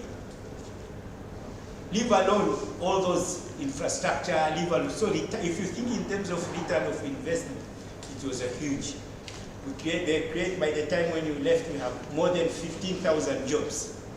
And leave alone what you have been doing in Kwenunyinyi. Now some of the companies, they are no longer, they just confined themselves in Tanzania, they are actually outside. Kwa hivyo it was a very successful mission. Kwa hivyo that was mainly the funding from the government. Lakini we had the opportunity to discuss with Finnish and to use this to create this Tanzania Innovation Fund.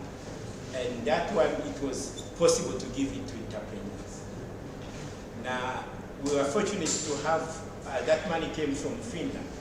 And also the executing agency was a company which had experience in running, run innovation. However, it was not a taboo for them to give money to 5 million. Now, ukiangalia demand iliyokuwepo, it was just small amount of money, not a huge amount of money. But, so this is the example of a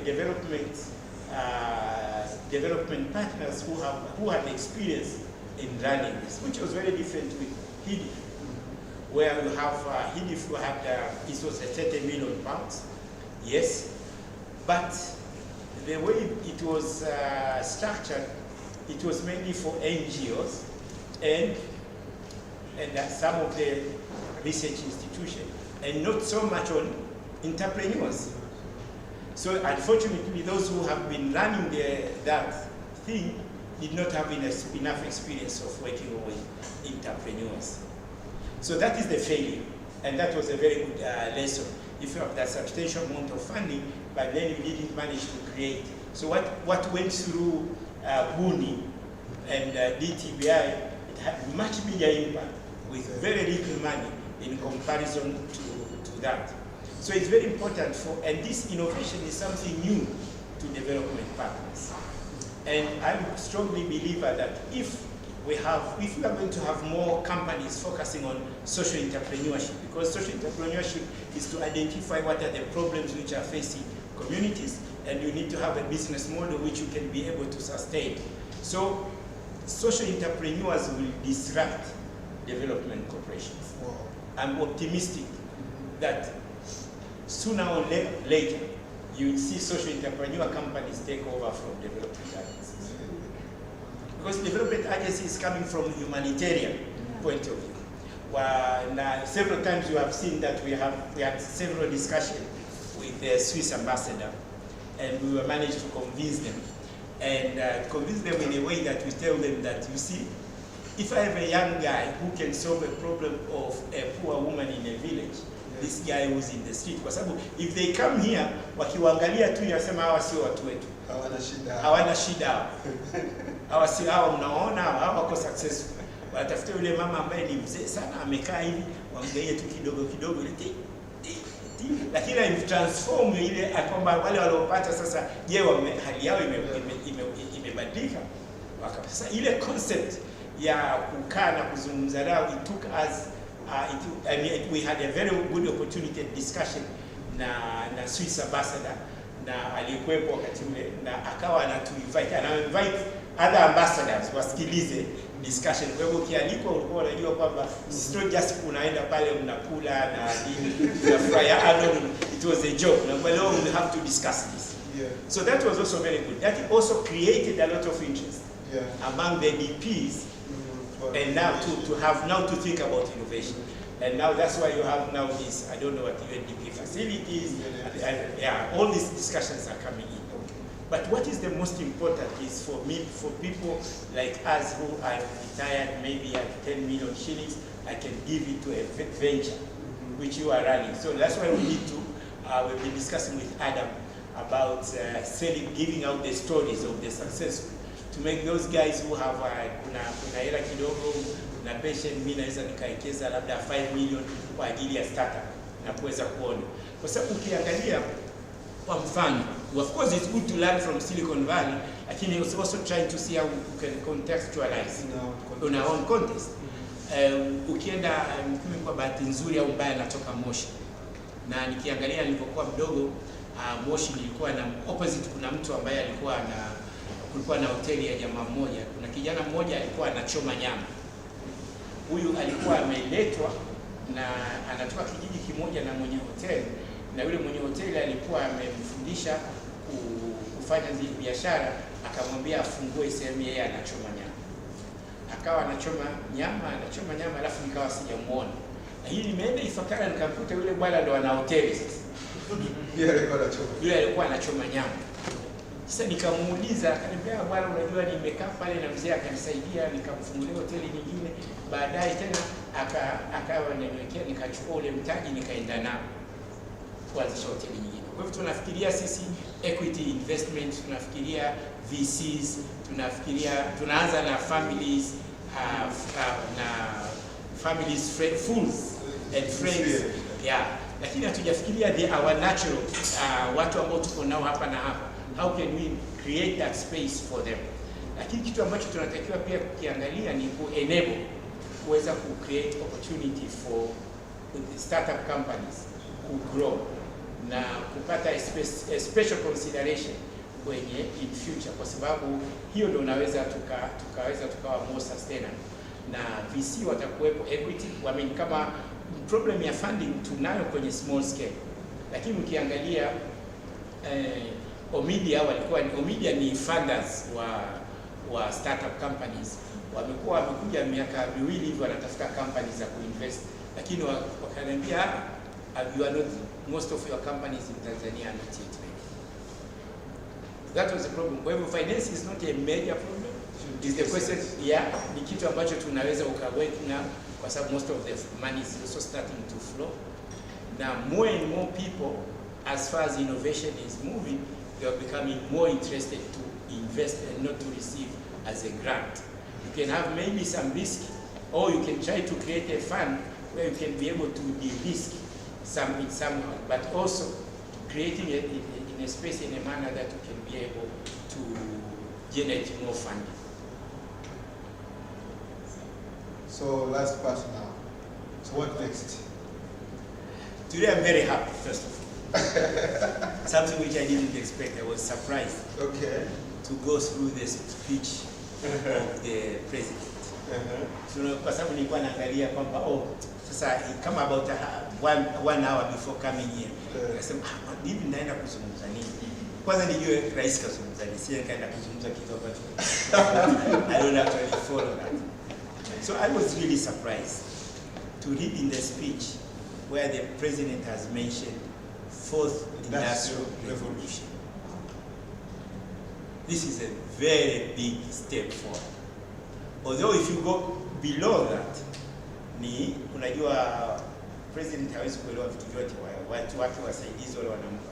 So what they did, wakawa wanamwambia tu habari ya Mkongo, tutaufikisha huko ambao it's not longer the fourth, it was the third revolution. Au sio? Mkongo ni third revolution, it's not the fourth. Fourth revolution ni when you bring in those technologies pamoja. Na uzuri pale, unakumbuka vizuri tulianza those technologies, digital manufacturing, tulianza kufikiria kuhusu drone, fab labs, fabrication labs. What does that mean? First of all, this is the time where digital literacy is extremely important. So we have, if we are serious to join fourth industrial revolution, we need to maybe think about like other countries. Let's say, as I was going through the report here, South Africa, fourth industrial revolution. Ukienda tuseme Kagame and Rwanda, they are talking about it. Uganda wana task force inazungumza. Kenya they are also talking about it. Kwa hivyo ukiangalia kwenye nchi nyingine za Kiafrika, there are a lot of discussion and on the fourth industrial revolution. It hasn't started here until last time when we talked, when we had the theme for the conference, and 2019, that was the topic. Lakini when you look at it carefully,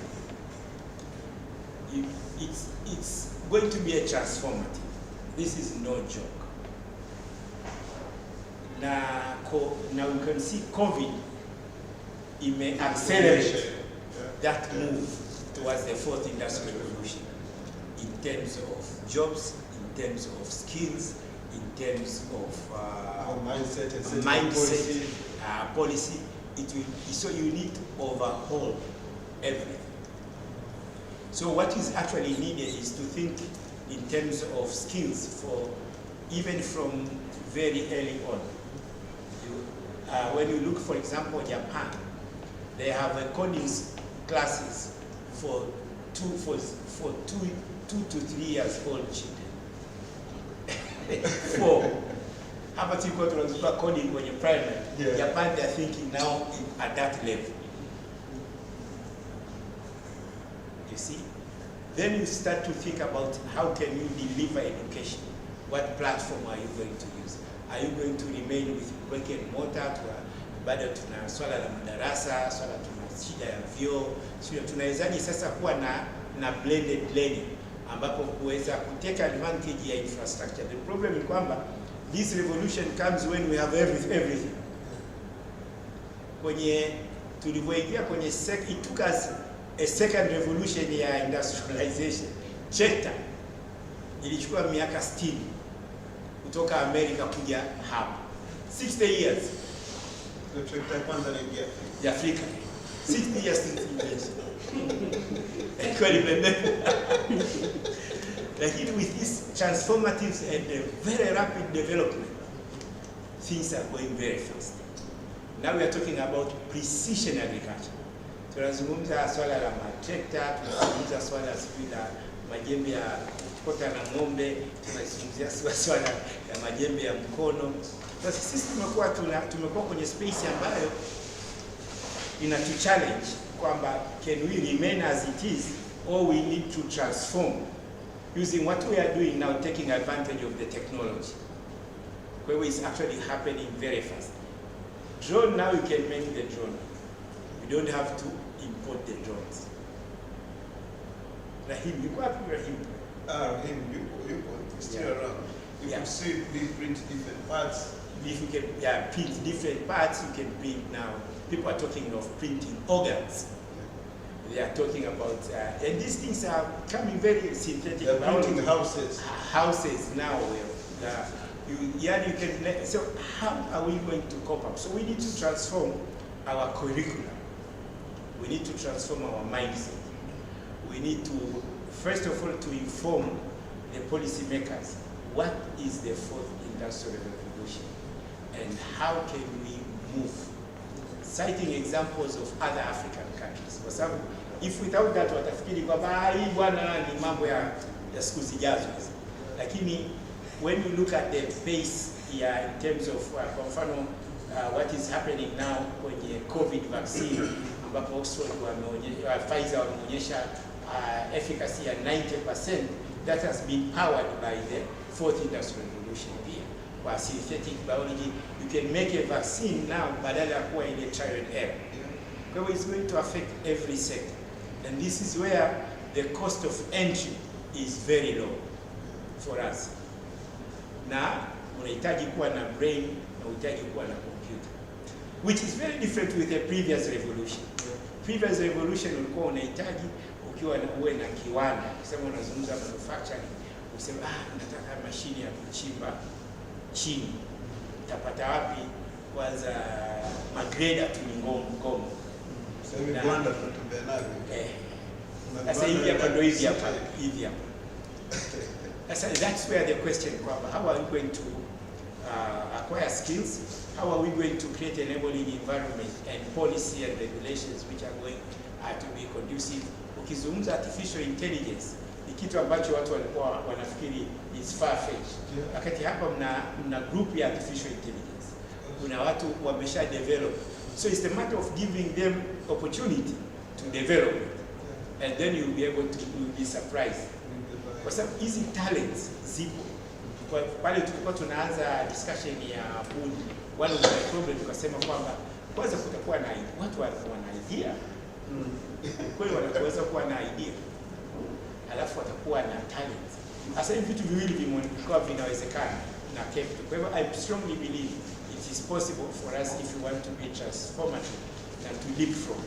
Kwa sababu hivi vitu ambavyo tunavyofikiria, hata magari tunazungumza automatic cars, automatic vehicles, ni vingine sana. Kwa hivyo unless kama hatuta, yani sasa hivi kama sisi hatutaingia, it will be, tutakuwa hali itakuwa mbaya kuliko wakati huo. Joblesses bini tutaendelea kuzungumza mambo yetu tu ya kawaida ya mifugo, ya kilimo na nini ambayo bila technology. Lakini if you want to move forward to be transformative fast, is we have now to embrace fourth industrial revolution. And today was very good to have this session when the president at least has mentioned the word. So it's upon you now to inform them to see what is happening. Sawa, jamani, kwa upande wangu mimi kwanza tupige makofi makubwa.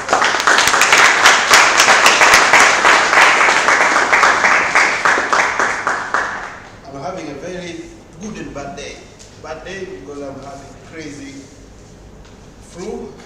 Good day, I eat these words for breakfast.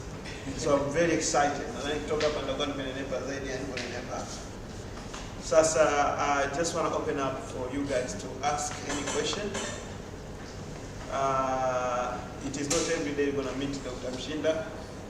I have that privilege. I think nakutumia zaidi kuliko watoto wako. Hawa wananiona tu kwamba ala chochote. Hiyo ni shengia. Yeah, so we are very humbled and honored to always have access to you whenever we need to ask for advice and guide. And I can't imagine that you are reading more than me.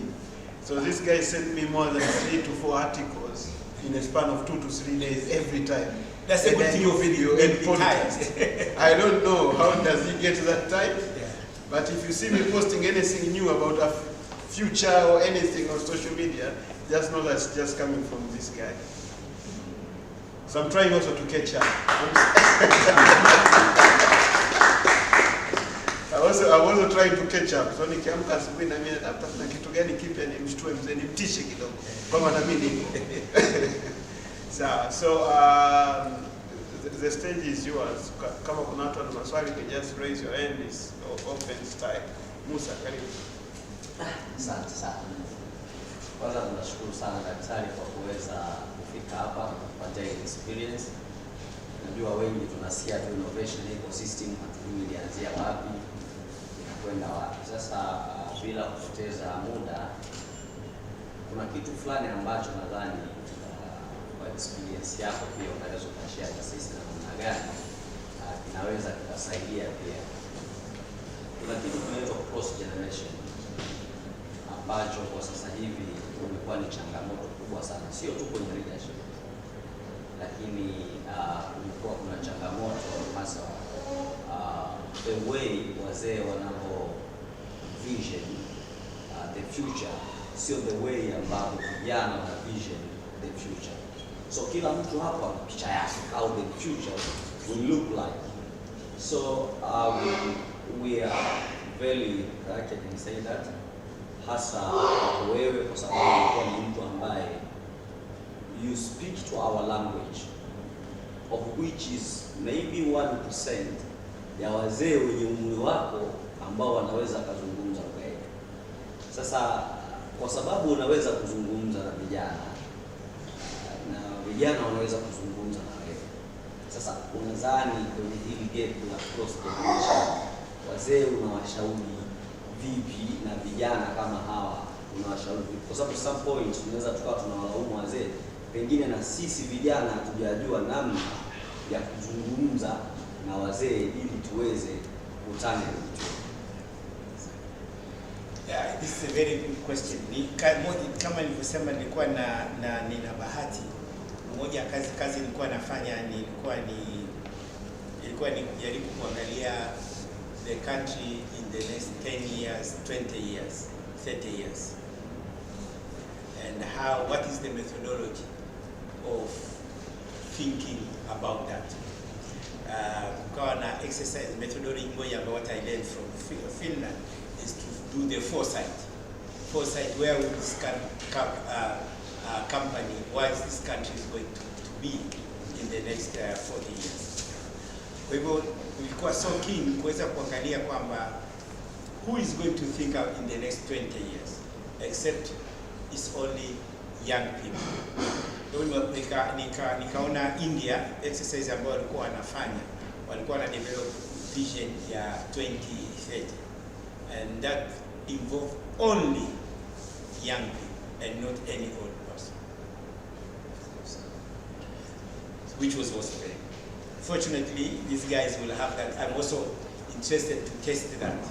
If you ask young people to plan for a city, what are they going to do?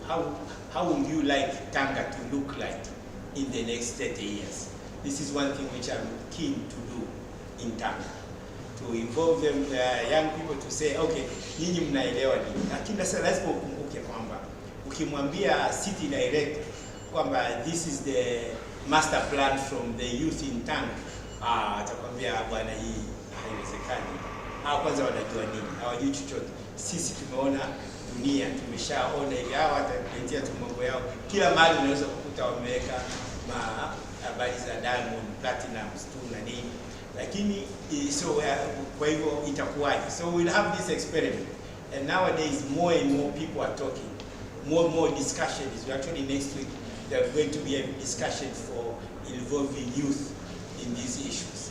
Youth hawatakiwa sasa hivi participate kama wapo, hapana, lakini wa participate actively, engaged. Na kuna a lot of opportunities for the youth now than ever before. Kwa hivyo hiyo wanazungumza pia intergeneration. Ukizungumza intergeneration ni kwamba huwezi kama kwetu kwamba watoto hawajui. Hapana, watoto wanajua. Wasikilize. Ukishawasikilize, discuss na wao, mimi naelewa hivi na wao wanaelewa hivi, ili kutokuwepo na ile gap. And you will see more and more those kind of approaches. I'm looking for young, dynamic people to sit in the board where they will say, okay, give this money to this organization, give this to this organization. But I need to have young people who are well informed. Now, okay, now there are many. I'll see. Exactly. Very interesting. Yeah. Yes, please. Yes, Paul. Yeah. Swali langu ni kwamba katika mazungumzo yako kwenye kubuild a strong innovation ecosystem, kuna linkage ya e-components ambayo one of them ni the academy au the education sector. Sasa swali langu ni kwamba tumeona of course nchi nyingi ambao wamekuwa successful, one of the area ambao wamekuwa successful ni academia na the ecosystem, kwa sababu huko ndio diffusion inakotokea. Hata kama borrow from outside, kuna impact kwa generation ya kwenu kwenye academia. Sasa hiyo sama unaona kama imekuwa changamoto kwenye nchi zetu specifically na Tanzania, ambao kwa nchi zingine wao wanaamua kudisrupt, wanaanzisha new academic institutions, kwa mfano the rights of singularity university ambayo inatoka kwenye mifumo iliyozoeleka ya juu. Sasa what would be your advice kwa ecosystem kama ya kwetu kwenye hiyo area ya diffusion, kwa maana borrowing from outside lakini pia booming new technology from inside, kiangalia mfumo wetu ya elimu? Yes, ukizungumza ni juzi nilikuwa nimealikwa kuzungumza University Morogoro. I gave the history of university, the evolution of university from the medieval time. Yeah, medieval time when the role of university was only to teach and you had only people with wisdom who are just thinking like monks, who are just telling people. And so, and your role as a student is just to take it and have it. Basi. Then we move to the second generation universities. Then they said, okay, what you could also do, you can create your own knowledge, which is mainly the research. But that knowledge is not necessarily that you're going to reach the people. Na ndio maana wakawa wanaendelea kukaa. So most of all our universities either ziko kwenye medieval time, na very few of them they were actually moving into the second part. The third part ambayo ilikuwepo ya third generation ambayo imeanza kuintroduce entrepreneurial, ilikuwa ni ngumu sana hiyo discussion. Nilipata nafasi ya kufanya presentation kwa deputy vice chancellor. They didn't understand what I was talking. So jamaa anatoka wapi? Unfortunately, I didn't study at the University of Dar es Salaam. I did this many years ago. I did not study there, so it was easier for me to just say anything. Lakini what is interesting now, you find that with the new fourth industrial revolution, unamsikia Professor Ruhanga ambaye used to be vice chancellor wa UDSM is talking about fourth industrial revolution. Lakini the question of how to transform, for example, TCU ambao sheria yao ya kuanzishwa na kuanzisha university bado ipo kwenye medieval time. You need to transform that body, regulatory body, because in order to move into the fourth generation university, especially now if you are talking about the fourth industrial revolution, there have to be a fourth generation university, where we don't talk about having faculties, institute, we talk about the innovation spaces, we talk about incubation, we talk about companies. And you are not saying kwamba tumedahili wanafunzi 10,000 and then this achievement. No, but the question is how many companies you came out. And it's because universities where you have massive talents, where you can capture the talent. So you need to transform that mindset. Sasa hivi wanazungumza kuanzisha incubation. I don't know about Tumaini, whether they were being successful. Lakini that process, kama if we are serious on fourth industrial revolution, so all regulators, NACTE, NECTA, TCU, the regulators wao wenyewe watakiwa wawe na role. Halafu na institution zenyewe ziwe zina role na kuona how are you going to deliver education for the fourth industrial revolution. And then you create a policy environment for that. That transformative is going to be a process, and that's the only way we can assure to survive in the next 20 to 30 years.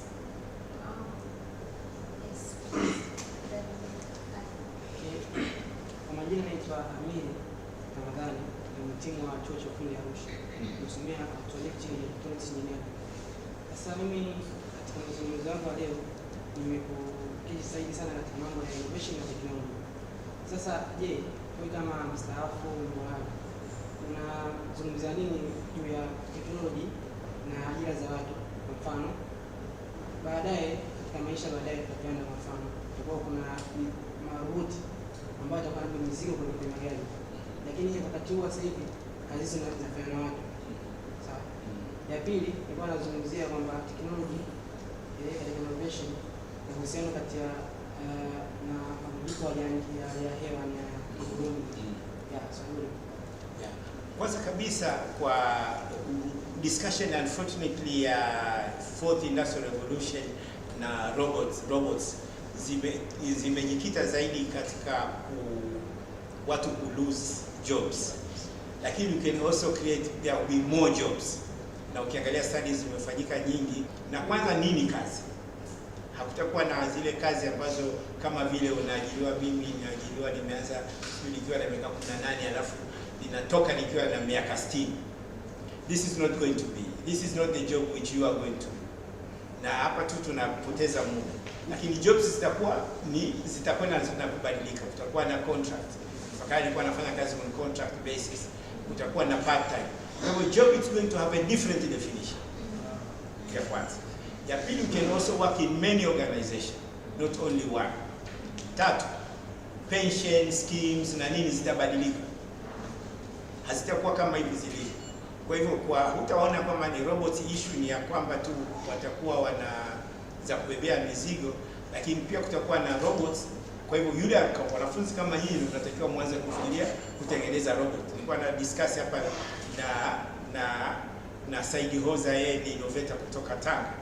Anamwambia sasa hivi ana inspire wanafunzi wapende masomo ya science, anafikiria kuanzisha kampuni ya ile iwe ni kampuni kama hii, achana nayo wewe, utakuja utafikiri baada ya miaka miwili utafikiri kampuni ni nyingine kabisa.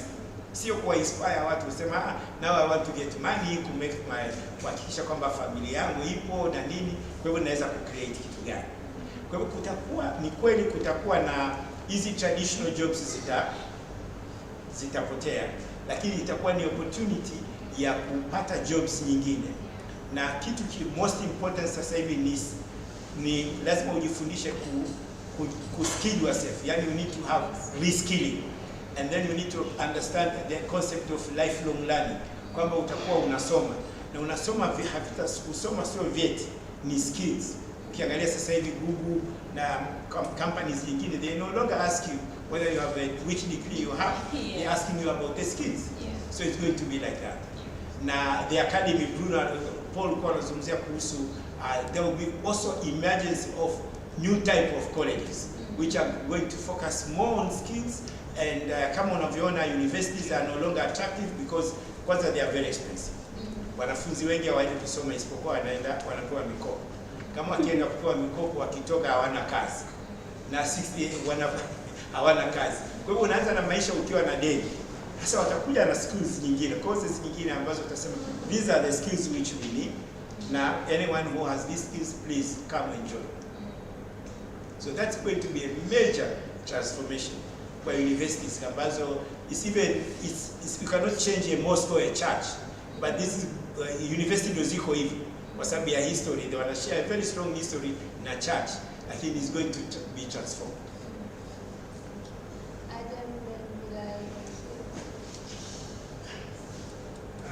Asante daktari. Mine is building innovation ecosystem in Tanzania. And one of the biggest one ambao mimi niliona pale ambapo sasa nataka kualign kile ninachotaka kufanya ni legal and regulatory part. And there has been that very big struggle kwa sababu legal and regulatory part money, things are changing and moving quite fast. Except wako very slow kwenye kubadilisha hizo legal and regulatory structures. And peers, mazungumzo yamekuwa mengi. Wengine wanasema hapana, twende tu hivyo hivyo. Wakishaona tumefanikiwa watabadilisha. Wengine wanasema tupambane tubadilishe, alafu ndio tuanze kufanya. Lakini wewe umebahatika kukaa kwenye one of these kind of institutions. I know the other committee advised the government to change some of these regulations and all. Your time in Canada is wave of changes. What was the way then and the acceptance of difficulties that you see they are still there or changed? Or what are the tricky that all what you call for very transformative ukilinganisha na institutional way kwa kama ambazo nadhani kwa kutumia hiyo mianda ni kusaidia wewe kufanikisha some of your objectives. Now maybe we can piggyback from those kind of tricky ambazo zitatusaidia sisi ambao tunataka kufanya some transformational change during these times ambapo bado wenzetu ambao policy makers wengi wamelala, if it's good to say that, au bado wanadhani hawako tayari kwa kitu. Yeah, I think that's a very good question. Remind me another thing which we did. Unajua tulivyoanza mambo ya innovation, kulikuwa na iHub Kenya. Na iHub Kenya kulikuwa na baadhi ya Watanzania ambao walikuwa na idea zao wakawa wanatumia ile facility ya iHub. Lakini wengi wao baadhi yao walikuja wanarudi wana complain kwamba wamekuwa ripio au innovation zao zimekuwa hivi na hivi. That's why we created. Lakini in the area ambayo ukiangalia when you think about country national competitiveness, tukawa tunaanza kuona kwamba ukifanya benchmarking Kenya na Tanzania, it was obvious kwamba they were the first in terms of mobile money, na walisikika sana kwa ajili ya ile mobile money, lakini we had more innovation in mobile money than Kenya, lakini hatukuweza kupiga kelele zaidi. So I was curious to see which other things we can beat Kenya. This became more interesting. Kwa sababu pamoja na kwamba unafanya kazi, lakini you have to think in terms of competitiveness.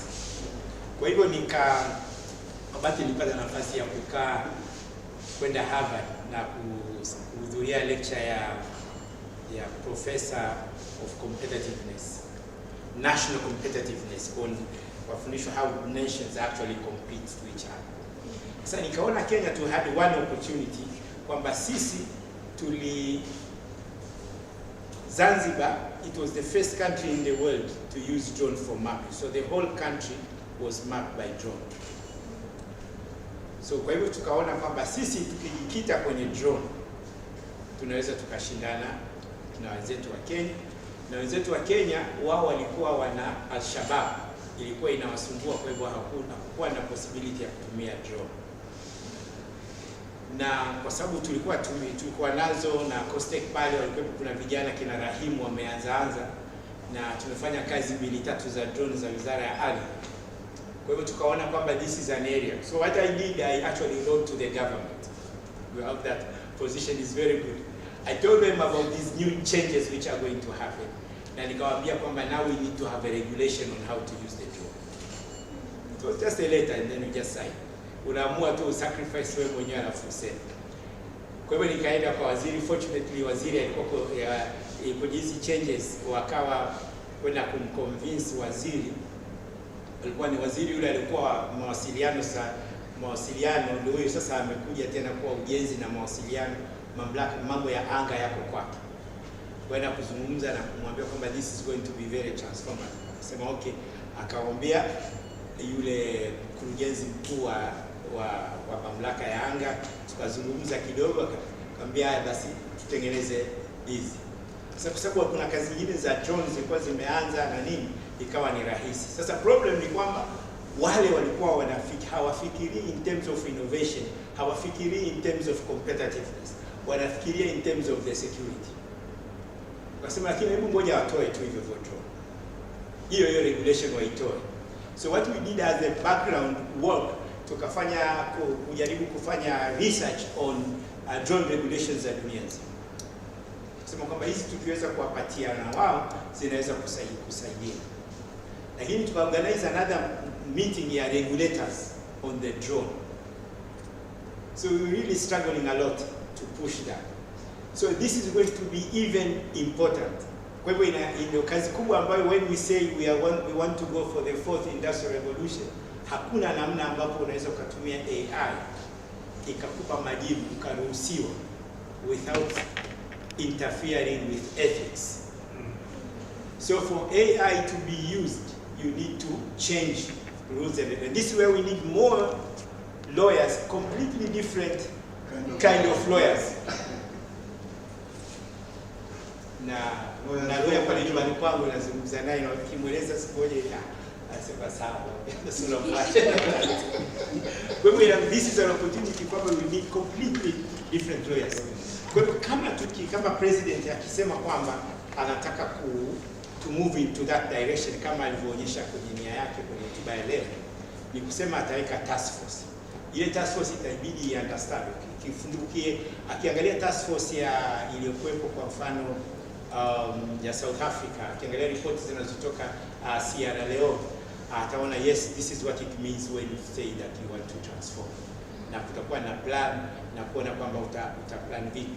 Unakumbuka kwamba mobile financing, ruhusa ya kuanza kutumia mobile money ilianza, tulikuwa na former governor of the bank, alikuwa more open minded.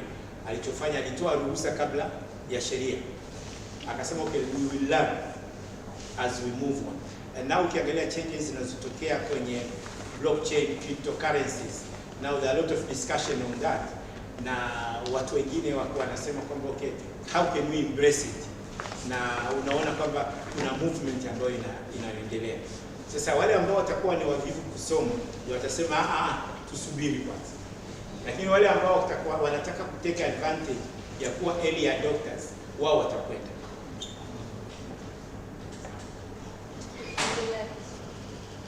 Jioni jamani. Nimekuta tunafurahi kutokana na mzee kurushia chumba za kula. Sasa nilikuwa nakaa najiuliza, wazuri wengi ni vijana hapa, na kutokana na experience yako, unaona kila mtu anaweza kutokana na experience fulani, because hicho ndio tunachotaka kutoka kwako. Umeona watu wengi, vijana wengi katika different ecosystem. Ungetushauri nini leo? Ni skill gani ambazo kama vijana ambao tunataka ku innovators wa kesho to embrace skill fund? Hata skills zote, because again this is a core skill that should have. You have to understand fourth industrial revolution. Very simple. Understand and find your space in it. Ukiona utaweza utaona unahitaji kuwa na creativity. Kuna zile skills za kawaida ambazo tunazungumza siku zote, communication, lakini the question of using technology is the must. If you don't have digital literacy, ni kwamba you are not digital literate, ni kama hujui kusoma na kuandika. As simple as that. Lakini as you move on in your job, ndio maana unazungumza lifelong learning. You have to make sure that you have all the skills which are needed in your job to continue to be relevant. Otherwise, you are no longer going to be relevant. Thank you very much. One last question. Swali langu ni kwamba mwanzo kama sikosei ulisema ulikuwa ni mshauri wa serikali kwenye masuala ya sayansi. Kwa sasa nende direct kwamba tuna wizara ambayo ni wizara ya elimu, sayansi na teknolojia, ila mwanzo tulikuwa tunaona kwamba inaishia hapa tu kwenye wizara ya elimu na sayansi, kwenye teknolojia hatugusi. Lakini miaka hii kadhaa tumeona wameanza kugusa kwa namna mbalimbali kama makisatu na nini. Sasa nirudi kwenye pointi yangu kwamba uzuri wameanza kutambua vijana kuanzia shule ya msingi. Tumeona makisatu inagusa mpaka vijana shule ya msingi, sekondari. Sasa changamoto ni kwamba hizi sera na sheria za ubunifu tunakuta kama masuala ya patent, kulinda ubunifu na nini, kwamba zina limit vijana kwenye umri. Kuoni kwamba hizi sera zinahitaji labda marekebisho, au kwa uzoefu wako ziko sawa? Hakuna discussion ya umri. Zile sera hizi za patent tuliokuwa na sheria tuliokuwa nayo ya 18th century, ya zamani sana. Yaani ina maana kwamba wewe unafikiri kwa sababu wewe ukiwa na ubunifu wako unataka kuprotect, unaprotect hapo. Lakini hapo unamzuia huyu mwenzako asili. Una uwezo wa kuprotect China. China is very expensive. Kwa hivyo sio kila ubunifu unahitaji kuwa patented. Lazima ujue value ya patent. Umeelewa? Sisi ni muhimu zaidi kutumia expired patent. Patent zile ambazo tutumia na kuproduce product. Lazima upatent uzuie. Au na hiyo sheria ya agripo labda Afrika. Lakini India umzuezo kamzuia. Na ile patent inabidi ulipie hela kila siku. Kwa hivyo lazima uwe na mechanism ya kugenerate revenue kuendelea kuiprotect ile patent yako. Mimi naona ile sio important. Kitu ambacho ni important ni kutumia expired patent. Ukiangalia kwa mfano viwanda vya madawa, sisi mwaka 61 mzee Mansur Daya alitaka kuanzisha local manufacture, local pharmaceutical production. Lakini wakati huo India ndio walikuwa wanaanza. Lakini angalia sasa hivi almost 80% ya dawa ambazo tunazitumia Afrika zinatoka India. Na wao walichokifanya ni nini? Walikuwa wanaangalia kwamba kuna zile drugs ambazo zimekuwa patent. Wakaangalia muda ule ambao una expire. Wakatengeneza generic. Hata sasa hivi nilipata nafasi ya kuhudhuria mkutano mmoja India, walikuwa na discuss expire, kuzungumza patent zinazo expire. kwa miaka 2-3 iliyopita ilikuwa inakuja, na wakawa wanajipanga wao ni namna gani watateka advantage ya zile patent ya zinazo expire kuproduce product zao. Sasa sisi ukitaka kufanya biashara leo, utaweza kwenda pale Kariakoo ukamwona mtu anaenda kuchukua mifuko China. Akienda kuchukua mifuko na wewe unaingia kwenye biashara ile. Lakini ukienda China wameandika pale kwenye, nilishangaa sana mimi kuona kwamba wako tayari wewe uproduce kitu under their license, au wanaita au produce hata wewe mwenyewe. Lakini wajasiriamali wetu wakienda China, they don't take that. Kwa sababu hawajua kwamba hii inauzwa kiasi gani, leo nifungie mara moja nipeleke kule nitauza hivi. Kwa hivyo patent ilikuwa ni very instrumental. It's very key for change, for economic development. Lakini sio for protection only. Wewe ukiona kwenye frontier of science, ndio protection it matters. Lakini kama ni late, huko kwenye late stage, unataka wewe ni leapfrog na utaki ku protect, wewe nenda ka produce, tunaenda sokoni haraka, usiende kusubiri. Hapa kwetu the way we are tofauti yetu sisi India na China, ukiangalia the way we approach research, sisi tuna search publication, tunaangalia a gap in the knowledge. Wenzetu wana search patent, wanaangalia ipi imeexpire na kuna patent ipi, then they research. They search before research. Sisi watu wachache sana wana skills za kusearch patent. Wachache mno, hawafiki 4 Tanzania. So that may be a job opportunity. Yeah, searching of patent. Kuna attorney lawyer, kuna hawa wanasheria ambao wanawaita IP attorney, ambao wanatakiwa wawe na first degree aidha kwenye science alafu wanaenda kwenye law. Ni wachache sana. Kulikuwa na mmoja au wawili tu. Hizi nyingine tunababaishana tu. Ambao wamekuwa registered na WIPRO, ya World Intellectual Property.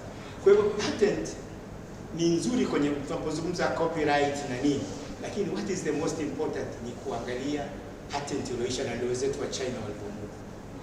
There you go faster. You don't follow the western way. Sawa.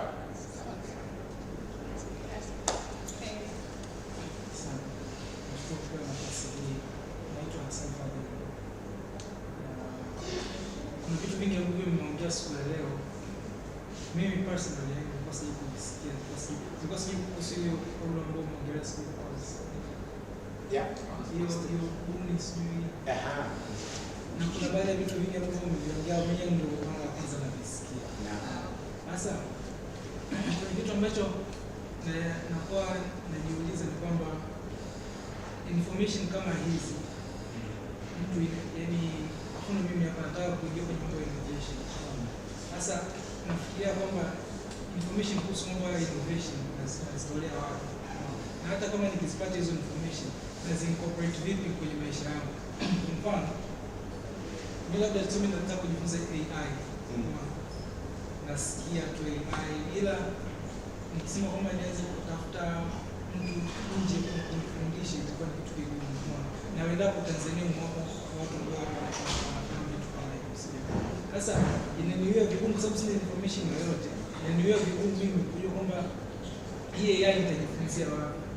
Alafu hata kama tuseme nimepata labda simu moja naweza kujifunza AI, natolea wapi yani jinsi nawekaje muda wangu kuweza kufanya both, yani kuendesha maisha yangu kwa sababu Tanzania ni wengi vya tunatafuta kula sana. Kwa hiyo kuna ile ya kwamba mtu anakuta anajiwekea kwamba nikisema niweze kufuatilia tena mambo mapya tena nitashinda kufuatilia ngono nilionayo sasa hivi, afu pia mimi nahitaji kula labda na familia na nini. Kwa hiyo inakuwa kama vile changamoto hivi kwa hata mtu nafikiri kwa Watanzania wengi kuwa innovative inakuwa ugumu kwenye upande huo, ni kwamba hata information zingine zitolewa na hata kama nikisipata hizo information mimi zitanisaidia nini au naweza nika manage vipi mimi kwa nini. Sasa mahali pa kama unataka kujifunza AI, mahali pa kwanza kabisa ni kwenye YouTube. Andika tu teacher say YouTube. Alafu utapanga saa ngapi utaenda kazini, saa ngapi utaona. Alafu ukiandika tu innovation Tanzania, utaona watu wengine space kama hiyo pia hapa wana group ya watu ambao wanafikiria kuhusu innovation. Na hao pia wanafikiria wana problem kama wewe, wanataka kusurvive, kula, wanasoma wengine na nini. Lakini wana allocate a small time or a small ambao wanakuja wanaweka muda kwenyewe, wanakuja wanakutana. Ndio walikuwa wanazungumza pale, mnajenga community. Wanashauriana, kila mmoja anamfundisha mwenzake. Na ndio maana wanaweza kukutana. Haya yote unayosikia hapa ni tumejifunza wenyewe. Hakuwa na mwalimu. Na hakuna darasa ambalo utakwenda utafundishwa hivi. Ni hivi tu, sio learning by doing. Na hiyo ndio principle moja nzuri sana kwenye ecosystem. Ecosystem is actually learning by doing. Wewe ni kuwa tu kama wewe leo kwamba unataka ku-innovate au kujua dunia inakwendaje, inakwenda wapi. Wewe leo unafanya shughuli hii, je, kesho itakuwepo hiyo shughuli? Wewe jiulize, je, ikiwa haipo utafanya nini? Thank you guys. Tuna swali moja Dr. Mshinda kutoka kwa Emma Konoki from Finland. Anafuatilia YouTube. Okay.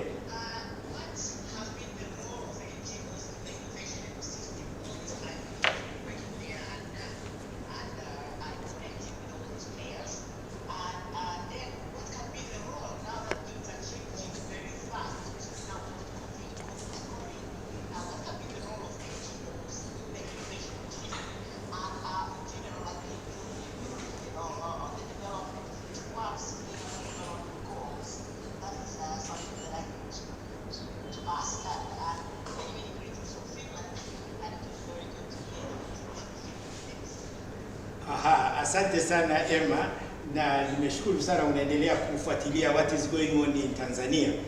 The good thing umetoka unazungumza post COVID.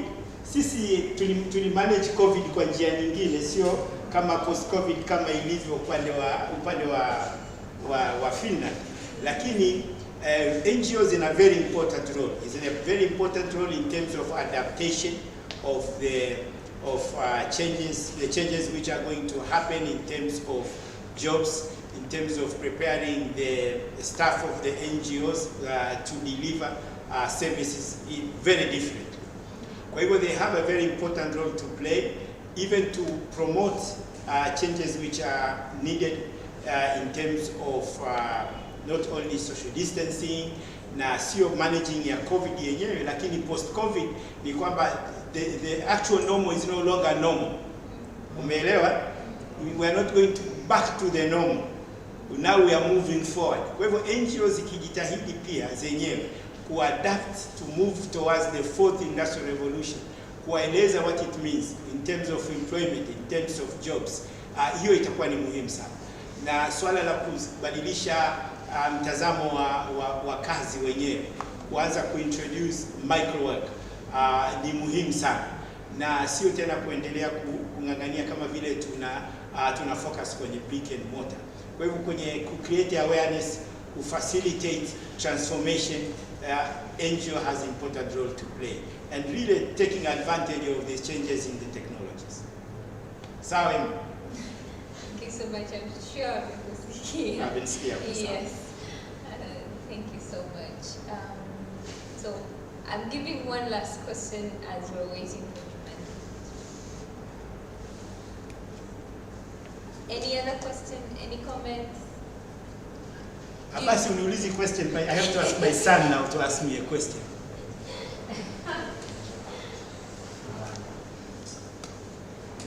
Gumu sana.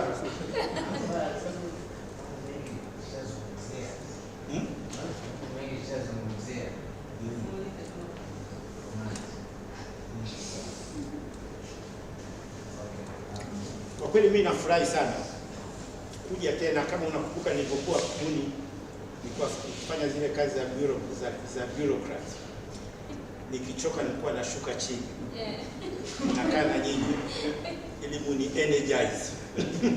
Unipe nguvu. Kwa leo pia nimekuja kwamba nimejua tena nimezungumza na Adam kitu gani kinaendelea na nini. Siku na focus zaidi kwenye Tanga. Lakini pia ninaona vitu vingine ambavyo nyinyi mnaweza mkafanya. Especially kushikia bango haya mazungumzo ambayo Mheshimiwa Rais ameanza kuzungumza leo na role ya youth. Ni jambo ambalo ni muhimu sana. Nyinyi mko karibu na zaidi na ecosystem kuliko mimi, na sengine ni vizuri kukaa nje na kuiangalia ecosystem inavyo evolve. Kwa hivyo nyinyi ni very important players. You are going to contribute to bring a lot of new issues kwenye discussion ambazo hazitakuwa normal. Na kama swali ambalo anauliza post COVID ni something ambayo inabidi tufikiri sana, kwa sababu tourism sector imekuwa disrupted a lot. Mbali na ukiangalia impact on health, lakini kwenye tourism sector imekuwa affected. How are we going to employment is no longer a humanitarian issue. This issue which is very important. Kwa hivyo nafikiri niko nyumbani kwa nasema zamani unakumbuka nilikuwa nikichoka kusukuma papers, nilikuwa nashuka chini pale tunakaa tunapiga story na nini, mlikuwa mnani energize. Kwa hivyo leo hivyo nimefanya. Ninashukuru kwamba kupata nafasi ya kuja kuzungumza. Sio watu wengi sana wanakuinvite kwa sababu you are no longer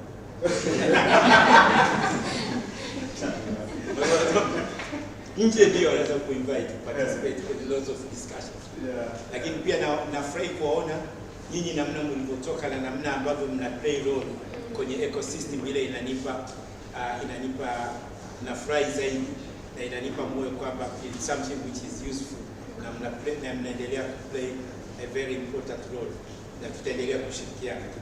Nikichoka sana kana wajukuu naweza nikaja tu hapa saa nyingine. Asante.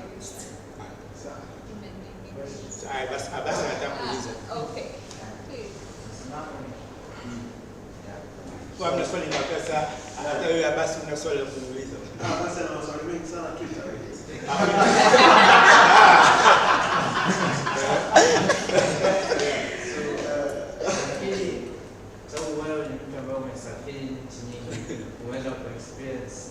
Different type of tech companies who will succeed. Not hapa Tanzania, the companies that will take to succeed na pia to fail. Well, in your advice for fun, how would you go about to build a tech startup that has the right structure to succeed in the ecosystem now? Wow. That's very difficult. Kwa sababu unajua ukizungumza structure, mimi nilikuwa najua zile structures za 18th century.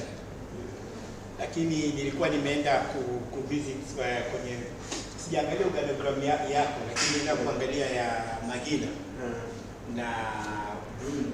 They have completely different organizational structures.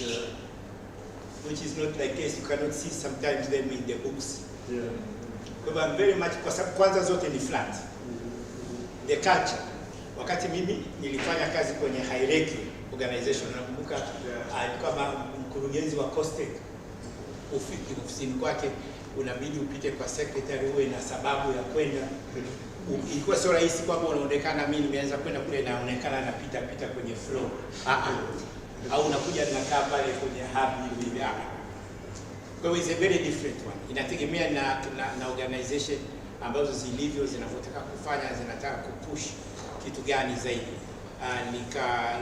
Unaona kuna watu ambao wanashirika na business development, kuna watu ambao ni techies, lakini at the same time unaona wanafanya kazi kama team zaidi kuliko more hierarchical structures. Hiyo ndio naweza So it's more horizontal than the vertical. No bosses. No bosses. Kwenye organization ambayo nafanyia kazi wana rotate. Kuna ni sehemu kama hii ambapo kuna computers. Hamna mtu mwenye kompyuta yake. Wala hamna mahali ambapo kuna tuseme ndio ofisi ya director. Haipo. Kuna cubes tu zile kwa mtu kama akiwa ana phone conference au nini, kuna kuna hizo ndio unaingia after pale siko pale seed space, hizo ndio unaingia kama una, alafu kuna gari pale la Nissan ambalo limegeuzwa kama ni meeting room. Hizo ndio ofisi za board na foundation zilivyo, na wana rotate. Kwa hivyo huyu hakuna mtu ambaye anasema, kwa sababu first they are paperless. Ndio uona huko kokote tu unakaa na unasimama basi. Brilliant. Daktari, asante sana. Piga makofi mengi sana.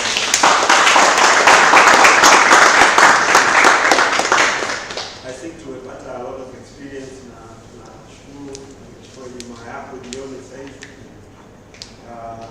There's a lot of knowledge na tumerekodi, baadaye tena kutizama kujifunza vizuri zaidi. Nadhani mimi nimepata shida sana sababu nilikuwa na cold hapo na Mshinda wameshinda kuendelea kwa. Sema asante sana, tunashukuru.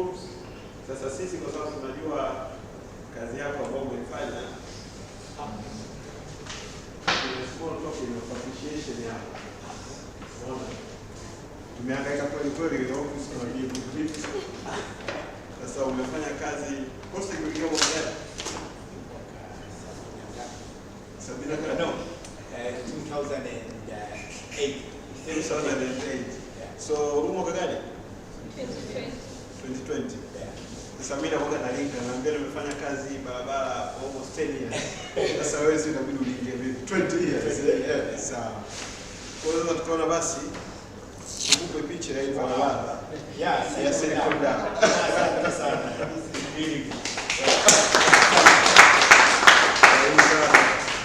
Tunashukuru sana. Ile dream ya technology district Dar es Salaam slowly hatujafika.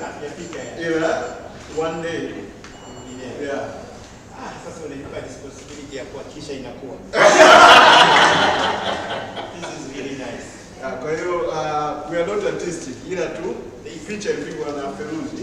Yeah. Who is one also of the ecosystem players, Emmanuel, one of the co-founder wa Kino. Yes. The idea is tulikuwa pamoja sisi usiku. Kaambia usiku is not good. Inabidi apate sasa ya sunset. Kwa ndo linazama, tunaelekea kumaliza ili apate hope. Asante sana. Lakini tunashukuru sana. Asante sana. Nashukuru sana, lakini na zawadi yako ionekane. Jamani, na sisi tumepewa zawadi. Na tutaenda kufanyia kazi. So I was looking for this book for more than 4 years. The Rainforest. One of my mentors alikirecommend. Mentangu mwingine ameambiwa sio na mizimu ya wapi huko. Labda ya mchagaji. Anamwambia bwana kinahitajika kitabu. Kwa hiyo amekuja nacho. So thank you so much for the book. Asante sana. So that being said, tunawashukuru na hizi masterclass zinaendelea, we just learn from different people. Karibuni, nifuatilia kwenye social media zetu. I think the most important gift ambayo unaweza kupata ni information. Information is power. So now you have a lot of information. Just go Google what is fourth industrial revolution. 2 GB of data, you can even do the whole course of 4 years online. So, kwa hiyo hongereni sana, and please just go and have fun on your Friday. I'm seeing a lot of old friends here. You can remain around for pictures and everything, but I'm very happy na karibuni sana nyumbani.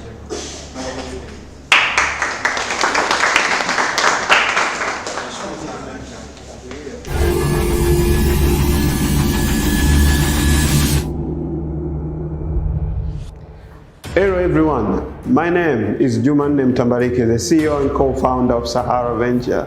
I'm excited to be here. As you already know, the season of Sahara Sparks is here, and Sahara Sparks 2020 reflects on what next for Africa after a very challenging year with COVID-19 and all other chaotic situations.